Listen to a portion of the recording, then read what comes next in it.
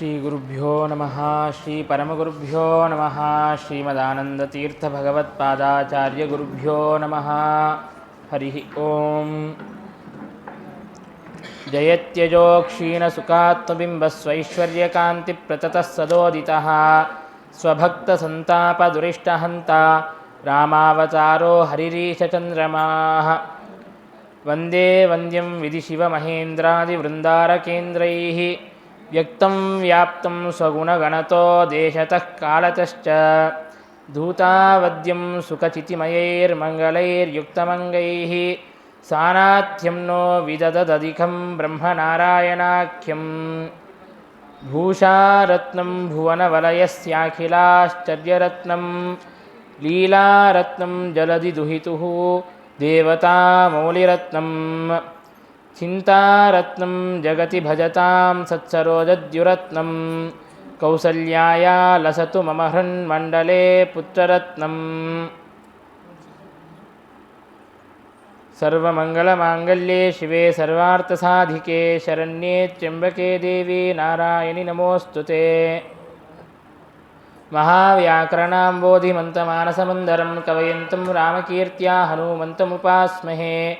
ಮುಖ್ಯಪ್ರಾಣಾಯ ಭೀಮಾಯ ನಮೋ ಯಸ್ಯ ಭುಜಾಂತರಂ ನಾನಾವೀರಸುವರ್ಣಾನಾಂ ನಿಕಷಾಶ್ಮಾಯಿತಂ ಭವೌ. ಸ್ವಾಂತಸ್ಥಾನಂತಶಯ್ಯಾಯ ಪೂರ್ಣಜ್ಞಾನರಸಾರ್ಣಸೇ ಉತ್ತುಂಗವಾಕ್ತರಂಗಾಯ ಮಧ್ವದುಗ್ಧಾಬ್ಧಯೇ ನಮಃ. ಭವತಿ ಯದನುಭಾವಾದೇಡಮೂಕೋऽಪಿ ವಾಗ್ಮಿ ಜಡಮತಿರಪಿ ಜಂತುರ್ಜಾಯತೆ ಪ್ರಾಜ್ಞಮೌಳಿಃ.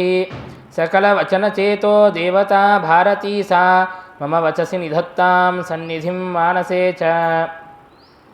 ನೌಮಿನ್ಯಾಯ ಸುಧಾಧಿಕೃಜ್ಜಯಮುನೀನ್ ಶ್ರೀಪಾದರಾತ್ಸನ್ಮನೀನ್ ವ್ಯಾಸಾರ್ಯಾನ್ ವಿವಿಧಾಗಮಾಬ್ಧಿವಿಹರಾನ್ ಶ್ರೀವಾದಿರಾಜಾನಪಿ. ವಂದೇ ಹಂಸವರಾನ್ ರಘೂತ್ತಮಗುರೋನ್ ವೈದಗ್ಧ್ಯವಾರಾಂ ನಿಧೀನ್.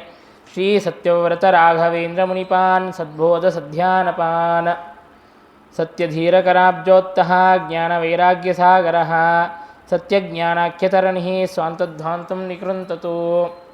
ಸತ್ಯಾಭಿಜ್ಞಕರಾಬ್ಜೋತ್ಥಾನ್ ಪಂಚಾಶದ್ವರ್ಷಪೂಜಕಾನ್ ಸತ್ಯಪ್ರಮೋದತೀರ್ಥಾರ್ಯಾನ್ ನೌಮಿನ್ಯಾಯ ಸುಧಾರತಾನ್.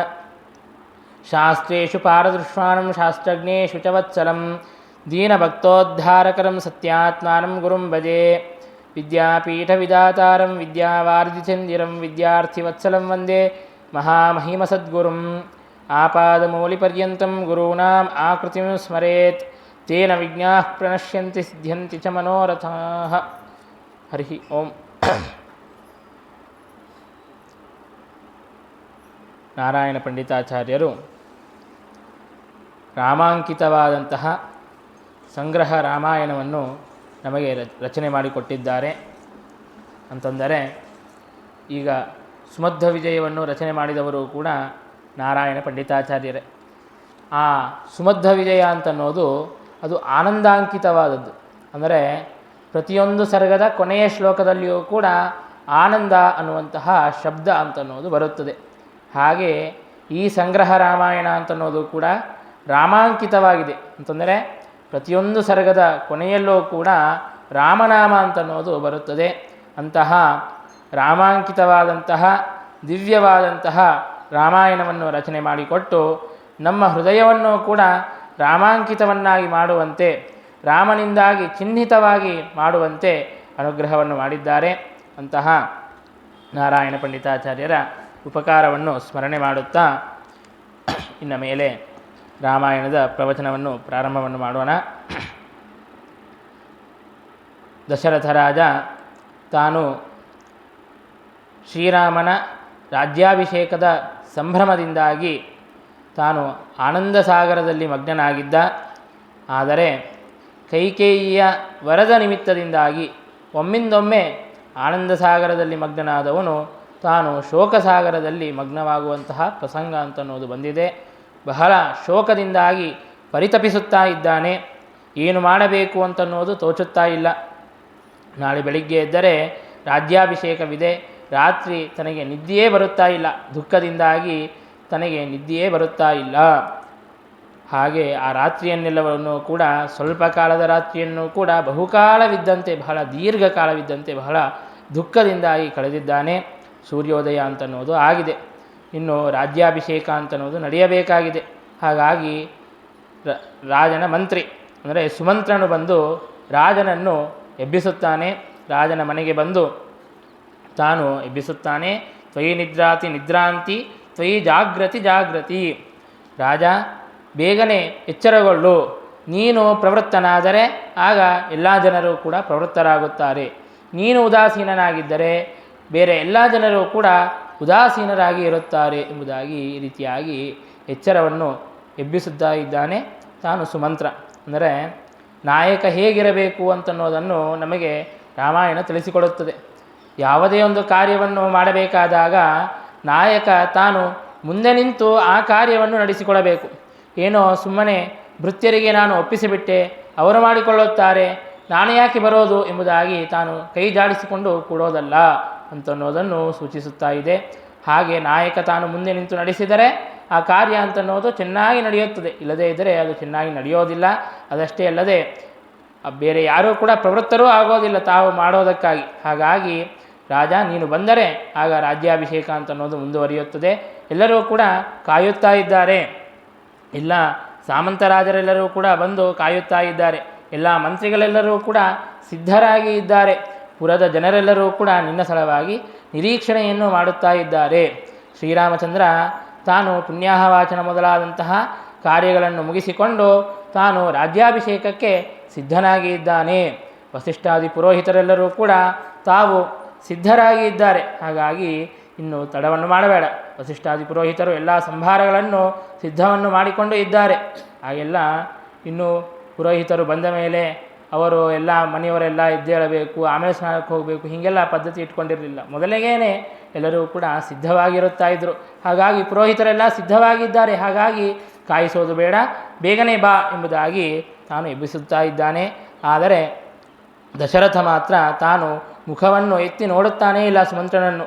ಮುಖವನ್ನು ನಾಚಿಕೆಯಿಂದಾಗಿ ದುಃಖದಿಂದಾಗಿ ತಲೆಯನ್ನು ಕೆಳಗೆ ಮಾಡಿಕೊಂಡೇ ಕೂತಿದ್ದಾನೆ, ತಾನು ನೋಡುತ್ತಲೇ ಇಲ್ಲ. ಆಗ ಅಲ್ಲಿಯೇ ಇರುವಂತಹ ಕೈಕೇಯಿಯು ಆ ಸುಮಂತ್ರನಿಗೆ ಹೇಳುತ್ತಾಳೆ, ನೋಡು ಸುಮಂತ್ರ, ರಾಜ ತಾನು ರಾತ್ರಿ ಪೂರ್ಣ ನಿದ್ದೆನೇ ಮಾಡಿಲ್ಲ. ಯಾಕೆ ಅಂತಂದರೆ ತನಗೆ ರಾಮನ ರಾಜ್ಯಾಭಿಷೇಕ ಪಟ್ಟಾಭಿಷೇಕ ಅನ್ನುವಂತಹ ಸಂತೋಷದಿಂದಾಗಿ ನಿದ್ದೆಯೇ ಬರಲಿಲ್ಲ. ಅತಿ ಸಂತೋಷವಿದ್ರೂ ನಿದ್ದೆ ಬರೋದಿಲ್ಲ, ಅತಿ ದುಃಖವಿದ್ರೂ ನಿದ್ದೆ ಬರೋದಿಲ್ಲ. ಆ್ಯಕ್ಚುಲಿ ಅಲ್ಲಿ ನಡೆದದ್ದು ಅತಿ ದುಃಖದಿಂದಾಗಿ ನಿದ್ದೆ ಅಂತ ಬಂದಿರಲಿಲ್ಲ. ಆದರೆ ಆ ಸುದ್ದಿ ಇನ್ನು ಯಾರಿಗೂ ಗೊತ್ತೇ ಇಲ್ಲ. ದಶರಥ ಮತ್ತು ಕೈಕೇಯಿ ಇಬ್ಬರಿಗೆ ಮಾತ್ರ ಗೊತ್ತು. ಸುಮಂತ್ರ ತಾನು ಸುಮ್ಮನೆ ರಾಜ ಮಲಗಿದ್ದಾನೆ ಅಂತ ಇಷ್ಟೇ ತಿಳಿದಿದ್ದಾನೆ. ಕೈಕೇಯಿ ಹೇಳುತ್ತಾಳೆ, ರಾಮನ ರಾಜ್ಯಾಭಿಷೇಕದ ಆ ಸಂಭ್ರಮದಲ್ಲಿ ಸಂತೋಷದಿಂದಾಗಿ ತಾನು ನಿದ್ದೆಯನ್ನೇ ಮಾಡಲಿಲ್ಲ. ಹಾಗಾಗಿ ಈಗ ತಾನು ಸ್ವಲ್ಪ ನಿದ್ದೆಯಲ್ಲಿ ಇದ್ದಾನೆ. ನೀನೊಂದು ಕೆಲಸವನ್ನು ಮಾಡು, ಬೇಗನೆ ಹೋಗಿ ರಾಮನನ್ನು ಕರೆದುಕೊಂಡು ಬಾ ಎಂಬುದಾಗಿ ಸುಮಂತ್ರನಿಗೆ ಹೇಳುತ್ತಾಳೆ ಕೈಕೇಯಿ. ಸುಮಂತ್ರನು ಕೂಡ ಇದು ನಿಜವೇ ಎಂಬುದಾಗಿ ತಿಳಿದುಕೊಂಡು ತಾನು ಹೋಗಿ ರಾಮನನ್ನು ಕರೆದುಕೊಂಡು ಬರುವುದಕ್ಕಾಗಿ ಅಂತ ಹೋಗುತ್ತಾನೆ. ತಾನು ದ್ವಾರದಲ್ಲಿ ಹೋದ ಕೂಡಲೇ ಅಲ್ಲಿರುವಂತಹ ಮಂತ್ರಿಗಳು ಪುರೋಹಿತರು ಅವರೆಲ್ಲರೂ ಕೂಡ ಯಾಕೆ ತಡವನ್ನು ಮಾಡುತ್ತಾ ಇದ್ದಾನೆ ರಾಜ, ಬೇಗನೆ ಕರೆದುಕೊಂಡು ಬಾ, ಮುಹೂರ್ತ ಅಂತ ಅನ್ನೋದು ಸಮೀಪಿಸುತ್ತಾ ಇದೆ ಎಂಬುದಾಗಿ ಅವರೆಲ್ಲರೂ ಕೂಡ ಹೇಳುತ್ತಾರೆ. ಹಾಗಾಗಿ ತನಗೇನು ಮಾಡಬೇಕೋ ಗೊತ್ತಾಗುತ್ತಾ ಇಲ್ಲ. ಅಲ್ಲೇನೋ ರಾಮನನ್ನು ಕರೆದುಕೊಂಡು ಬಾ ಎಂಬುದಾಗಿ ಕಳಿಸಿದ್ದಾರೆ, ಇಲ್ಲಾದರೂ ಇವರು ರಾಜನನ್ನು ಕರೆದುಕೊಂಡು ಬಾ ಎಂಬುದಾಗಿ ಹೇಳುತ್ತಾ ಇದ್ದಾರೆ. ಈ ಎಲ್ಲಿ ಮುಹೂರ್ತ ಅಂತ ಅನ್ನೋದು ಮೀರಿ ಬಿಡುತ್ತದೆಯೋ ಏನೋ ಅನ್ನುವಂತಹ ಭಯದಿಂದಾಗಿ ರಾಮನನ್ನು ಕರೆದುಕೊಂಡು ಹೋಗೋದಕ್ಕಿಂತಲೂ ರಾಜನನ್ನು ಕರೆಯೋದೇ ಉಚಿತವಾದದ್ದು ಎಂಬುದಾಗಿ ತಿಳಿದು ಮತ್ತೆ ರಾಜನ ಹತ್ತಿರ ಹೋಗಿ ಕರೆಯುತ್ತಾ ಇದ್ದಾನೆ. ರಾಜ ಬೇಗನೆ ಬಾ ಎಂಬುದಾಗಿ ರಾಜನ ಹತ್ತಿರ ಎಬ್ಬಿಸಬೇಕು ಅಂತಂದರೆ ಅನೇಕ ವಿಧವಾದಂತಹ ಸ್ತೋತ್ರಗಳನ್ನು ಮಾಡುತ್ತಾರೆ. ಹಾಗೆ ಸ್ತೋತ್ರವನ್ನು ಮಾಡುತ್ತಾ ಇದ್ದಾನೆ. ಆಗ ದಶರಥ ರಾಜ ಹೇಳುತ್ತಾನೆ, ಮೃತಕಂ ಸ್ತೌಷಿಕಿಂ ಸಖೆ ಜೀವನ್ ಕ್ಷಣಂಚ ಪಶ್ಯಾಮಿ ರಾಮಮಾನಯ ಮಂಕ್ಷ್ವಿತಿ. ಏನೋ ನಿನಗೇನಾದರೂ ಮತಿ ಕೆಟ್ಟಿದೆಯಾ? ನಾನು ಮೃತನಾದಂತೆ ಸತ್ತ ಹೆಣದಂತೆ ಬಿದ್ದಿದ್ದೇನೆ. ನಾನು ಬದುಕಿರುವಾಗ ಒಂದು ಕ್ಷಣವಾದರೂ ರಾಮನನ್ನು ನೋಡಬೇಕು ಅಂತ ಭಾವಿಸುತ್ತಾ ಇದ್ದೇನೆ. ಬೇಗನೆ ರಾಮನನ್ನು ಕರೆದುಕೊಂಡು ಬಾ, ಯಾಕೆ ನನ್ನನ್ನು ಸ್ತೋತ್ರವನ್ನು ಮಾಡುತ್ತಾ ಇದ್ದೀಯಾ ಎಂಬುದಾಗಿ ಈ ರೀತಿಯಾಗಿ ರಾಜ ಬೈಯುತ್ತಾನೆ. ಆಗ ಸುಮಂತ್ರನಿಗೆ ಗಾಬರಿ ಆಗುತ್ತದೆ. ಏನೋ ಆಗಿದೆ, ಏನೋ ಅಸ್ತವ್ಯಸ್ತವಾಗಿದೆ. ಈಗ ರಾಜ ಎಂದೂ ಕೂಡ ಈ ರೀತಿಯಾಗಿ ಮಾತನಾಡಿದವನೇ ಅಲ್ಲ. ಎಷ್ಟೇ ಸಿಟ್ಟು ಬಂದರೂ ಕೂಡ ಸೌಮ್ಯವಾಗಿ ಮಾತನಾಡುತ್ತಾನೆ. ಅಂತಹದ್ದು ಇಷ್ಟು ಕಠೋರವಾಗಿ ಮಾತನಾಡುತ್ತಾ ಇದ್ದಾನೆ ಅಂತಂದರೆ ಏನೋ ಅಸ್ತವ್ಯಸ್ತವಾಗಿದೆ ಏನೋ ಕೆಟ್ಟು ಕಾರ್ಯ ಅಂತನ್ನೋದು ನಡೆಯೋದಿದೆ ಎಂಬುದಾಗಿ ತಾನು ಶಂಕಿಸಿಕೊಳ್ಳುತ್ತಾ ಇದ್ದಾನೆ. ಬೇಗನೆ ಹೋಗಿ ರಾಮನನ್ನು ಕರೆದುಕೊಂಡು ಬರುತ್ತಾ ಇದ್ದಾನೆ. ನಿಮ್ಮ ತಂದೆಯಾದಂತಹ ದಶರಥ ನಿನ್ನನ್ನು ಕರೆಯುತ್ತಾ ಇದ್ದಾನೆ, ನಿನ್ನನ್ನು ನೋಡಬೇಕಂತೆ, ಬೇಗನೆ ಬಾ ಎಂಬುದಾಗಿ ರಾಮನನ್ನು ಕರೆದುಕೊಂಡು ಬಂದಿದ್ದಾನೆ. ಆಗ ರಾಮ ಬಂದು ನೋಡುತ್ತಾನೆ, ದಶರಥ ತಾನು ಶೋಕದಿಂದಾಗಿ ಕೂತಿದ್ದಾನೆ. ಆಗ ರಾಮನು ಕೈಕೇಯಿಗೆ ಕೇಳುತ್ತಾ ಇದ್ದಾನೆ, ಏನಮ್ಮ ತಂದೆ ಯಾಕೆ ಈ ರೀತಿಯಾಗಿ ಶೋಕದಿಂದಾಗಿ ಕೂತಿದ್ದಾನೆ? ನನ್ನಿಂದ ಏನಾದರೂ ಅಪರಾಧ ನಡೆದಿದೆಯಾ ಅಥವಾ ನಿನ್ನಿಂದ ಏನಾದರೂ ಅಪರಾಧ ನಡೆದಿದೆಯಾ? ರಾಮನ ಸೌಜನ್ಯ ನೋಡ್ರಿ. ರಾಮ ತಾನು ಏನೂ ಅಪರಾಧವನ್ನು ಮಾಡಲಿಲ್ಲ ಅಂತನೋದು ತನಗೆ ಗೊತ್ತು. ಸಾಮಾನ್ಯವಾಗಿ ಜನರೇನು ಮಾಡ್ತಾರೆ ಅಂತಂದರೆ, ತಾವು ಅಪರಾಧವನ್ನು ಮಾಡಿದರೂ ಕೂಡ ಬೇರೆಯವರ ಮೇಲೆ ತೆಂಗಿನಕಾಯಿ ಹೊಡಿತಾರೆ. ಆದರೆ ಶ್ರೀರಾಮಚಂದ್ರ ತಾನೇನು ಅಪರಾಧ ಮಾಡಿಲ್ಲ ಅಂತನೋದು ತನಗೆ ಗೊತ್ತು. ಹಾಗಿದ್ದರೂ ಕೂಡ ಮೊದಲಿಗೆ ಆತ್ಮಾವಲೋಕನವನ್ನು ಮಾಡಿಕೊಳ್ಳುತ್ತಾ ಹೇಳುತ್ತಾನೆ, ನಾನೇನಾದರೂ ಅಪರಾಧವನ್ನು ಮಾಡಿದ್ದೇನೆಯಾ ಅಥವಾ ನೀನೇನಾದರೂ ಅಪರಾಧವನ್ನು ಮಾಡಿದ್ದೀಯಾ ಅಥವಾ ಬೇರೆ ಜನರು ಯಾರಾದರೂ ಅಪರಾಧವನ್ನು ಮಾಡಿದ್ದಾರೆಯಾ? ದಶರಥ ರಾಜ ತಾನು ಯಾಕೆ ಈ ರೀತಿಯಾಗಿ ಶೋಕದಿಂದಾಗಿ ಕೂತಿದ್ದಾನೆ, ತನ್ನ ಶೋಕಕ್ಕೆ ಕಾರಣವೇನು ಎಂಬುದಾಗಿ ಈ ರೀತಿಯಾಗಿ ಶ್ರೀರಾಮಚಂದ್ರ ಕೇಳುತ್ತಾ ಇದ್ದಾನೆ. ಆಗ ಕೈಕೇಯಿ ಹೇಳುತ್ತಾಳೆ, ನೋಡು ರಾಮ, ನೀನು ಏನು ಅಪರಾಧವನ್ನು ಮಾಡಲಿಲ್ಲ, ನಾನೂ ಏನು ಅಪರಾಧ ಮಾಡಿಲ್ಲ, ಯಾರಿಂದಲೂ ಏನು ಅಪರಾಧ ಅಂತನ್ನೋದು ನಡೆದೇ ಇಲ್ಲ. ಆದರೆ ದಶರಥ ರಾಜ ನಿನ್ನ ತಂದೆ ತಾನು ನನಗೆ 2 ವರಗಳನ್ನು ಕೊಡುತ್ತೇನೆ ಅಂತ ಪ್ರತಿಜ್ಞೆಯನ್ನು ಮಾಡಿದ್ದಾನೆ. ಆದರೆ ಈಗ ನಿನ್ನಲ್ಲಿ ಸ್ನೇಹದಿಂದಾಗಿ, ನಿನ್ನ ಭಯದಿಂದಾಗಿ, ನಿನ್ನಲ್ಲಿ ಆ ವರಗಳನ್ನು ಕೊಟ್ಟರೆ ನಿನ್ನಲ್ಲಿ ಸ್ನೇಹವನ್ನು ಎಲ್ಲಿ ಕಳೆದುಕೊಂಡು ಬಿಡುತ್ತೇನೆಯೋ ಏನೋ ಅಂತನ್ನುವಂತಹ ಭಯದಿಂದಾಗಿ ಈಗ ಆ ವರಗಳನ್ನು ಕೊಡೋದಕ್ಕೆ ಹಿಂದೆ ಜರಿಯುತ್ತಾ ಇದ್ದಾನೆ ಎಂಬುದಾಗಿ ಹೇಳಿದಾಗ, ಆಗ ಶ್ರೀರಾಮಚಂದ್ರ ಹೇಳುತ್ತಾನೆ, ಏನು ಆ ವರಗಳು? ನಾನು ಅವಶ್ಯವಾಗಿಯೂ ಕೂಡ ಅದನ್ನು ಪೂರ್ಣಗೊಳಿಸುತ್ತೇನೆ. ನನ್ನ ತಂದೆಯ ಆ ಅಪರಾಧವನ್ನು ಕ್ಷಮಿಸಿಬಿಡು, ನನ್ನ ತಂದೆಯ ಮಾತನ್ನು ನಾನು ಪೂರ್ಣಗೊಳಿಸುತ್ತೇನೆ, ಆ ವರಗಳೇನು ಹೇಳಬೇಕು ಎಂಬುದಾಗಿ ಕೇಳಿದಾಗ, ಆಗ ಶ್ರೀರಾಮಚಂದ್ರ ಹೇಳುತ್ತಾ ಇದ್ದಾನೆ, ಪಿಬೇಯಂ ಕಾಲಕೂಟಂ ವಾ ವಿಷೇಯಂ ಜ್ವಲಿತಾನಲಂ. ತಂದೆ ಹೇಳಿದರೆ ನಾನು ಬೇಕಾದರೆ ಕಾಲಕೂಟ ವಿಷವನ್ನೂ ಪಾನ ಮಾಡುತ್ತೇನೆ. ತಂದೆ ಹೇಳಿದರೆ ನೀನು ಬೆಂಕಿಯಲ್ಲಿ ಧೂಕು ಅಂತ ಹೇಳಿದರೂ ಕೂಡ ಧುಮುಕೋದಕ್ಕೆ ನಾನು ಸಿದ್ಧನಾಗಿದ್ದೇನೆ. ದಶರಥ ರಾಜ ತಂದೆ ತಾನು ಏನು ಆಜ್ಞೆಯನ್ನು ಮಾಡಿದರೂ ಕೂಡ ಅದನ್ನು ಮಾಡೋದಕ್ಕೆ ನಾನು ಕಟಿಬದ್ಧನಾಗಿದ್ದೇನೆ, ಸಿದ್ಧನಾಗಿದ್ದೇನೆ. ಹಾಗಾಗಿ ತಂದೆಯ ಮಾತೇನು, ತಂದೆಯ ಆಜ್ಞೆ ಏನು ಅದನ್ನು ತಿಳಿಸಿಕೊಡು ಎಂಬುದಾಗಿ ಕೇಳಿದಾಗ, ಆಗ ಕೈಕೇಯಿ ಹೇಳುತ್ತಾ ಇದ್ದಾಳೆ, ನೋಡು, ನಾನು ನಿನಗೆ ರಾಜ್ಯಾಭಿಷೇಕವಾಗಬಾರದು, ನೀನು 14 ವರ್ಷ ವನವಾಸಕ್ಕೆ ಹೋಗಬೇಕು ಎಂಬುದಾಗಿ ಕೇಳಿದ್ದೇನೆ, ಮತ್ತು ಭರತನಿಗೆ ರಾಜ್ಯಾಭಿಷೇಕವಾಗಬೇಕು ಅಂತನ್ನುವಂತಹ ವರವನ್ನು ಕೇಳಿದ್ದೇನೆ, ಅದನ್ನು ಕೊಡೋದಕ್ಕೆ ನಿನ್ನ ತಂದೆ ಮುಂದಾಗುತ್ತಾ ಇಲ್ಲ ಎಂಬುದಾಗಿ ಕೇಳಿದಾಗ, ಆಗ ಶ್ರೀರಾಮಚಂದ್ರ ತಾನು ರಾಜ್ಯಾಭಿಷೇಕ ಅಂತಂದರೆ ಎಷ್ಟು ಸಂಭ್ರಮದಿಂದಾಗಿ ಸಿದ್ಧನಾಗಿದ್ದಾನೆಯೋ, ಹಾಗೆ ವನಕ್ಕೆ ಹೋಗೋದಕ್ಕೂ ಕೂಡ, ವೆಕೇಷನ್ಗೆ ಹೋಗಬೇಕು ಅಂದರೆ ನಾವೆಲ್ಲ ಎಷ್ಟು ಸುಖದಿಂದಾಗಿ ಸಂತೋಷದಿಂದಾಗಿ ನಾವು ಸಿದ್ಧರಾಗ್ತೇವೋ, ಹಾಗೆ ತಾನು ವನಕ್ಕೆ ಹೋಗೋದಕ್ಕೂ ಕೂಡ ಅಷ್ಟೇ ಸುಖದಿಂದಾಗಿ ಸಂತೋಷದಿಂದಾಗಿ ತಾನು ಒಪ್ಪಿದ್ದಾನೆ. ಅವಶ್ಯವಾಗಿಯೂ ಕೂಡ ವನಕ್ಕೆ ಹೋಗಬೇಕಾಗಿದ್ದು, ಅವಶ್ಯವಾಗಿಯೂ ಕೂಡ ಹೋಗುತ್ತೇನೆ ಎಂಬುದಾಗಿ ತಾನು ವಚನವನ್ನು ಕೊಡುತ್ತಾ ಇದ್ದಾನೆ. ಆದರೆ ಶ್ರೀರಾಮಚಂದ್ರ ತಾನು ಒಂದು ಮಾತನ್ನು ಹೇಳುತ್ತಾನೆ, ನಾನು ಹೋಗೋದಕ್ಕೆ ಏನೂ ದುಃಖವೇ ಇಲ್ಲ, ನನಗೆ ವನವೇನು ಈ ಪಟ್ಟಣವೇನು ರಾಜ್ಯವೇನು ಎರಡೂ ನನಗೆ ಸಮಾನವೇ. ನನಗೆ ರಾಜ್ಯದಲ್ಲಿದ್ದರೆ ಆಗಬೇಕಾದಂತಹ ಲಾಭವೇನೂ ಇಲ್ಲ, ನನಗೆ ಅರಣ್ಯಕ್ಕೆ ಹೋದರೆ ಆಗಬೇಕಾದಂತಹ ಹಾನಿಯೂ ಏನೂ ಇಲ್ಲ. ನಾನು ಅವಶ್ಯವಾಗಿ ಹೋಗುತ್ತೇನೆ, ನನಗೆ ಹೋಗೋದಕ್ಕೆ ಏನೂ ಸಂಕೋಚವೇ ಇಲ್ಲ, ನನಗೆ ದುಃಖವೇ ಇಲ್ಲ, ನಾನು ಅವಶ್ಯವಾಗಿಯೂ ಕೂಡ ಹೋಗುತ್ತೇನೆ. ಆದರೆ ನನಗೆ ಒಂದೇ ಮನಸ್ಸಿನಲ್ಲಿ ಕಾಡುತ್ತಾ ಇದೆ, ಈ ಮಾತೇನಿದೆಯೋ ಅದು ನನ್ನ ತಂದೆಯಾದಂತಹ ದಶರಥ ರಾಜನೇ ಹೇಳಬಹುದಾಗಿತ್ತಲ್ಲ. ದಶರಥ ರಾಜ ಹೇಳದೆ ನಿನ್ನಿಂದಾಗಿ ಯಾಕೆ ಹೇಳಿಸುತ್ತಾ ಇದ್ದಾನೆ? ದಶರಥ ರಾಜನೇ ಈ ಆಜ್ಞೆಯನ್ನು ಮಾಡಿರಬಹುದಲ್ಲ ಎಂಬುದಾಗಿ ತಾನು ಕೇಳುತ್ತಾ ಇದ್ದಾನೆ. ಕಿಂತು ಕಸ್ಮಾದಿದಂ ತಾತಃ ಸ್ವಯಂ ನಾಜ್ಞಾಪಯತ್ಯಹೋ. ಸ್ವಯಂ ದಶರಥ ರಾಜನೇ ಆಜ್ಞೆಯನ್ನು ಮಾಡಿದರೆ ನಾನು ಅತ್ಯಂತ ಸಂತೋಷದಿಂದಾಗಿ ನಾನು ವನಕ್ಕೆ ಇದೇ ಕ್ಷಣ ನಾನು ಹೋಗಲು ಸಿದ್ಧನಾಗುತ್ತಾ ಇದ್ದೆ.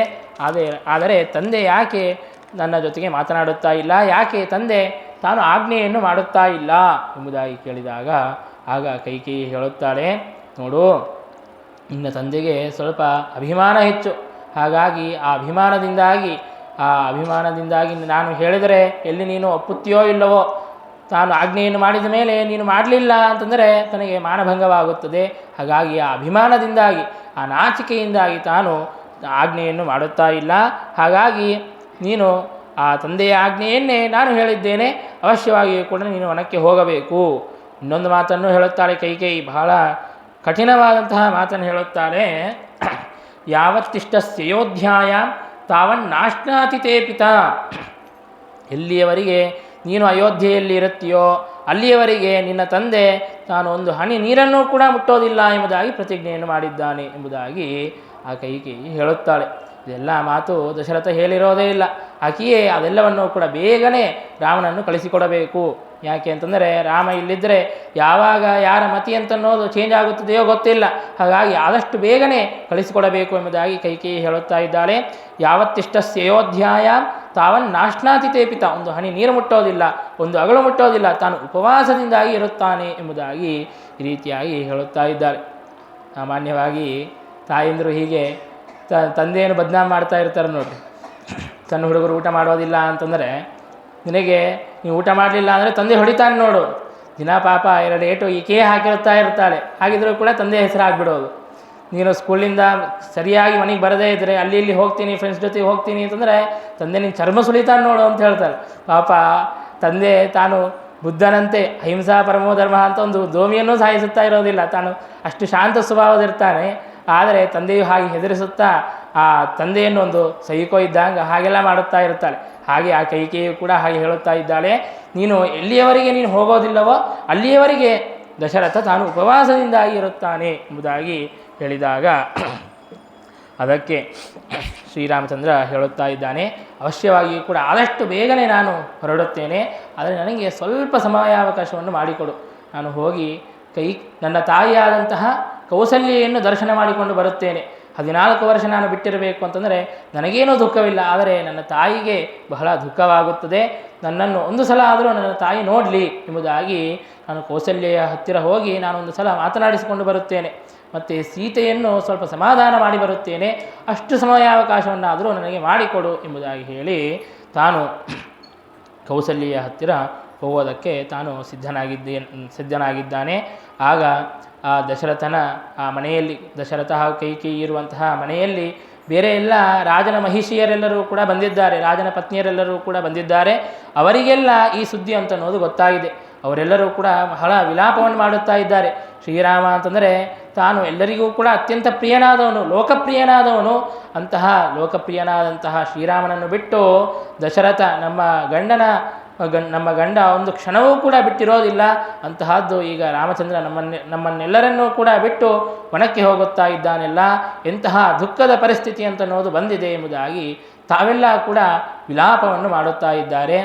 ಈ ಸುದ್ದಿ ಎಲ್ಲ ಜನರಿಗೂ ಕೂಡ ಗೊತ್ತಾಯಿತು. ಜನರು ಸುಮ್ಮನೆ ಇರೋದಿಲ್ಲ ನೋಡ್ರಿ. ತಮ್ಮ ಜೀವನದಲ್ಲಿ ಏನು ನಡೆಯುತ್ತಾ ಇದೆ ಅಂತನ್ನೋದಕ್ಕಿಂತಲೂ ಬೇರೆಯವರ ಜೀವನದಲ್ಲಿ ಏನೇ ತೊಂಗಿ ನೋಡ್ತಾ ಇರ್ತಾರೆ. ಹಾಗೆ ಅವರೆಲ್ಲರಿಗೂ ಕೂಡ ಈ ಎಲ್ಲ ಆಡುವ ಶಬ್ದ ಮತ್ತು ಅವರೆಲ್ಲ ಮಾತನಾಡುವಂತಹ ಶಬ್ದವನ್ನು ಕೇಳಿ ಅವರು ಅರ್ಥ ಮಾಡಿಕೊಂಡಿದ್ದಾರೆ. ರಾಮನು ವನವಾಸಕ್ಕೆ ಹೊರಟಿದ್ದಾನೆ ಎನ್ನುವಂತಹ ಸುದ್ದಿ ಒಬ್ಬರಿಂದ ಒಬ್ಬರಿಗೆ ಇಡೀ ಅಯೋಧ್ಯಾಪುರದಲ್ಲೆಲ್ಲ ಕಡೆಯೂ ಕೂಡ ಹರಡಿಬಿಟ್ಟಿದೆ. ಇಲ್ಲಿ ಅವರೆಲ್ಲರೂ ಕೂಡ ಅಂದುಕೊಳ್ಳುತ್ತಾ ಇದ್ದಾರೆ, ರಾಮನೇನಾದರೂ ತಾನು ವನಕ್ಕೆ ಹೋಗೋದಾಗಿದ್ದರೆ ನಾವು ಕೂಡ ವನಕ್ಕೆ ಹೊರಟು ಹೋಗೋಣ, ನಾವು ಕೂಡ ರಾಮನಿಲ್ಲದ ರಾಜ್ಯ ನಮಗೆ ಬೇಡ ಎಂಬುದಾಗಿ ಅವರೆಲ್ಲರೂ ಕೂಡ ಮಾತನಾಡಿಕೊಳ್ಳುತ್ತಾ ಇದ್ದಾರೆ. ಈ ಕಡೆಗೆ ರಾಮಚಂದ್ರ ದೇವರು ಕೌಸಲ್ಯೆಯ ದರ್ಶನೆಯನ್ನು ಮಾಡಿಕೊಳ್ಳೋದಕ್ಕಾಗಿ ಅಂತ ತಾನು ಹೊರಟಿದ್ದಾನೆ.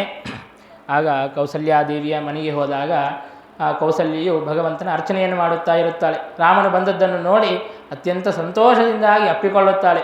ರಾಮ, ಇನ್ನು ಕೆಲವೇ ಕ್ಷಣಗಳಲ್ಲಿ ನಿನ್ನ ರಾಜ್ಯಾಭಿಷೇಕವಾಗುತ್ತದೆ. ಆ ರಾಜ್ಯಾಭಿಷೇಕವನ್ನು ಮಾಡಿಸಿಕೊಳ್ಳುವಂತಹ ನಿನ್ನನ್ನು ನೋಡೋದಕ್ಕಾಗಿ ನನ್ನ ಕಣ್ಣುಗಳು ಅತ್ಯಂತ ಕುತೂಹಲದಿಂದಾಗಿ ಕಾಯುತ್ತಾ ಇವೆ. ಆ ಘಟಿಕೆ, ಆ ಮುಹೂರ್ತ ಯಾವಾಗ ಬರುತ್ತಾ ಇದೆ ಎಂಬುದಾಗಿ ನಾನು ಕಾಯುತ್ತಾ ಇದ್ದೇನೆ. ಆ ಮುಹೂರ್ತ ಅಂತನ್ನೋದು ನೋಡುತ್ತಲೇ ಬಂದಿದೆ. ಆ ಸಂತೋಷದ ಕ್ಷಣಗಳನ್ನು ನಾನು ಈಗ ಅನುಭವಿಸಬಹುದು ಎಂಬುದಾಗಿ ಈ ರೀತಿಯಾಗಿ ಹೇಳುತ್ತಾ ಇದ್ದಾಳೆ. ಆಗ ರಾಮ ಏನು ಹೇಳಬೇಕು? ತಾಯಿ, ನಿನಗಿನ್ನೂ ಗೊತ್ತಾದಂತೆ ಇಲ್ಲ. ನಿನಗೆ ಒಂದು ಅಪ್ರಿಯವಾದಂತಹ ವಾರ್ತೆಯನ್ನು ಹೇಳುತ್ತೇನೆ. ನನಗೆ ರಾಜ್ಯಾಭಿಷೇಕ ಅಂತನ್ನೋದು ಇಲ್ಲ. ನೀನು ಏನು ಸಂಭ್ರಮವನ್ನು ಹೊಂದುತ್ತಾ ಇದೆಯೋ ಆ ಸಂಭ್ರಮವನ್ನು ಪಡೆಯಬೇಡ. ಸ್ವಲ್ಪ ಸಾವಧಾನದಿಂದಾಗಿ ನಾನು ಹೇಳುವಂತಹ ಮಾತನ್ನು ಕೇಳು ಎಂಬುದಾಗಿ ಹೇಳುತ್ತಾ ಇದ್ದಾನೆ. ನಿನ್ನ ಸವತಿಯಾದಂತಹ ಕೈಕೇಯಿಯು ನನಗೆ 14 ವರ್ಷ ವನವಾಸವಾಗಬೇಕು ಎಂಬುದಾಗಿ ತಾನು ವರವನ್ನು ಕೇಳಿದ್ದಾಳೆ. ಹಾಗೆಯೇ ಭರತನಿಗೆ ಪಟ್ಟಾಭಿಷೇಕ ಎಂಬುದಾಗಿ ವರವನ್ನು ಕೇಳಿದ್ದಾಳೆ ಅನ್ನುವಂತಹ ಮಾತನ್ನು ಹೇಳಿದ ಕೂಡಲೇ ಕೌಸಲ್ಯೆಯು ಮೂರ್ಛಿತಗೊಂಡು ತಾನು ಕೆಳಗೆ ಬಿದ್ದಿದ್ದಾಳೆ. ಒಂದು ಮುಹೂರ್ತವಾದ ಮೇಲೆ ತಾನು ಮತ್ತೆ ಎದ್ದಿದ್ದಾಳೆ. ಎದ್ದು ತಾನು ಅನೇಕ ವಿಧವಾದಂತಹ ಮಾತುಗಳನ್ನು ಆಡುತ್ತಾ ಇದ್ದಾಳೆ, ವಿಲಾಪವನ್ನು ಮಾಡುತ್ತಾ ಇದ್ದಾಳೆ. ರಾಮ, ನನ್ನನ್ನು ತ್ಯಜಿಸಿ ಹೋಗಬೇಡ ಎಂಬುದಾಗಿ ಹೇಳುತ್ತಾ ಇದ್ದಾಳೆ. ವಜ್ರಾತ್ ಖರತರಂ ನೂನಂ ಹೃದಯಂ ಮಮನಂದನ ತ್ವದ್ಯಾತ್ರ ವಾಕ್ಯವಜ್ರೇಣ ಎನ್ನ ಭಿನ್ನಂ ಸಹಸ್ರದ. ನನ್ನ ಹೃದಯ ಎಷ್ಟು ಕಠೋರವಾದದ್ದು, ನೀನು ಅರಣ್ಯಕ್ಕೆ ಹೋಗುತ್ತಿ, ನೀನು ವನಕ್ಕೆ ಹೋಗುತ್ತಿ ಅಂತನ್ನುವಂತಹ ವಾರ್ತೆಯನ್ನು ಕೇಳಿದರೂ ಕೂಡ ನನ್ನ ಹೃದಯ ಸೀಳಿ ಹೋಗಬೇಕಾಗಿತ್ತು, ಆದರೆ ಸೀಳಲಿಲ್ಲ. ಈ ವಾರ್ತೆಯನ್ನು ಕೇಳಿದ ಕೂಡಲೇ ನನ್ನ ಹೃದಯ ಅದು 1000 ಹೋಳುಗಳಾಗಬೇಕಾಗಿತ್ತು, ಆದರೂ ಕೂಡ ನನ್ನ ಹೃದಯ ಹಾಗೇ ಇದೆ. ನನ್ನ ಹೃದಯ ವಜ್ರಕ್ಕಿಂತಲೂ ಕೂಡ ಕಠಿಣವಾದದ್ದೇನೋ ಎಂಬುದಾಗಿ ನನಗೆ ಅನಿಸುತ್ತಾ ಇದೆ ಎಂಬುದಾಗಿ ಅನೇಕ ರೀತಿಯಿಂದಾಗಿ ತಾನು ವಿಲಾಪವನ್ನು ಮಾಡುತ್ತಾ ಇದ್ದಾಳೆ. ಅಂದರೆ ನಮಗೆ ರಾಮಾಯಣ ನಮಗೆ ತಿಳಿಸಿಕೊಡುತ್ತದೆ ಭಕ್ತರು ಅಂತಂದರೆ ಹೇಗಿರಬೇಕು ಅಂತ. ನಾವು ಯಾವತ್ತೇ ಒಂದು ದಿನ ನಾವು ಭಗವಂತನ ಪೂಜೆಯನ್ನು ಮಾಡೋದು ಬಿಟ್ವಿ, ಭಗವಂತನ ದರ್ಶನವನ್ನು ಮಾಡಿಕೊಳ್ಳಲಿಲ್ಲ, ಭಗವಂತನ ಸ್ಮರಣೆಯನ್ನು ಮಾಡಲಿಲ್ಲ ಅಂತಂದರೆ ನಮ್ಮ ಜೀವನವೇ ವ್ಯರ್ಥ ಎಂಬುದಾಗಿ ಭಾವಿಸಬೇಕು. ನಾವು ಬದುಕಿಯೂ ಕೂಡ ಏನೂ ಪ್ರಯೋಜನವೇ ಇಲ್ಲ, ಕೇವಲ ಭೂಮಿಗೆ ಭಾರಭೂತರಾಗಿ ದಂಡಪಿಂಡಗಳಂತೆ ಇದ್ದೇವೆ ಎಂಬುದಾಗಿ ಭಾವಿಸಬೇಕಂತೆ. ಆ ವಿಧವಾದಂತಹ ರಿಗ್ರೆಟ್ ನಮಗೆ ಇರಬೇಕು.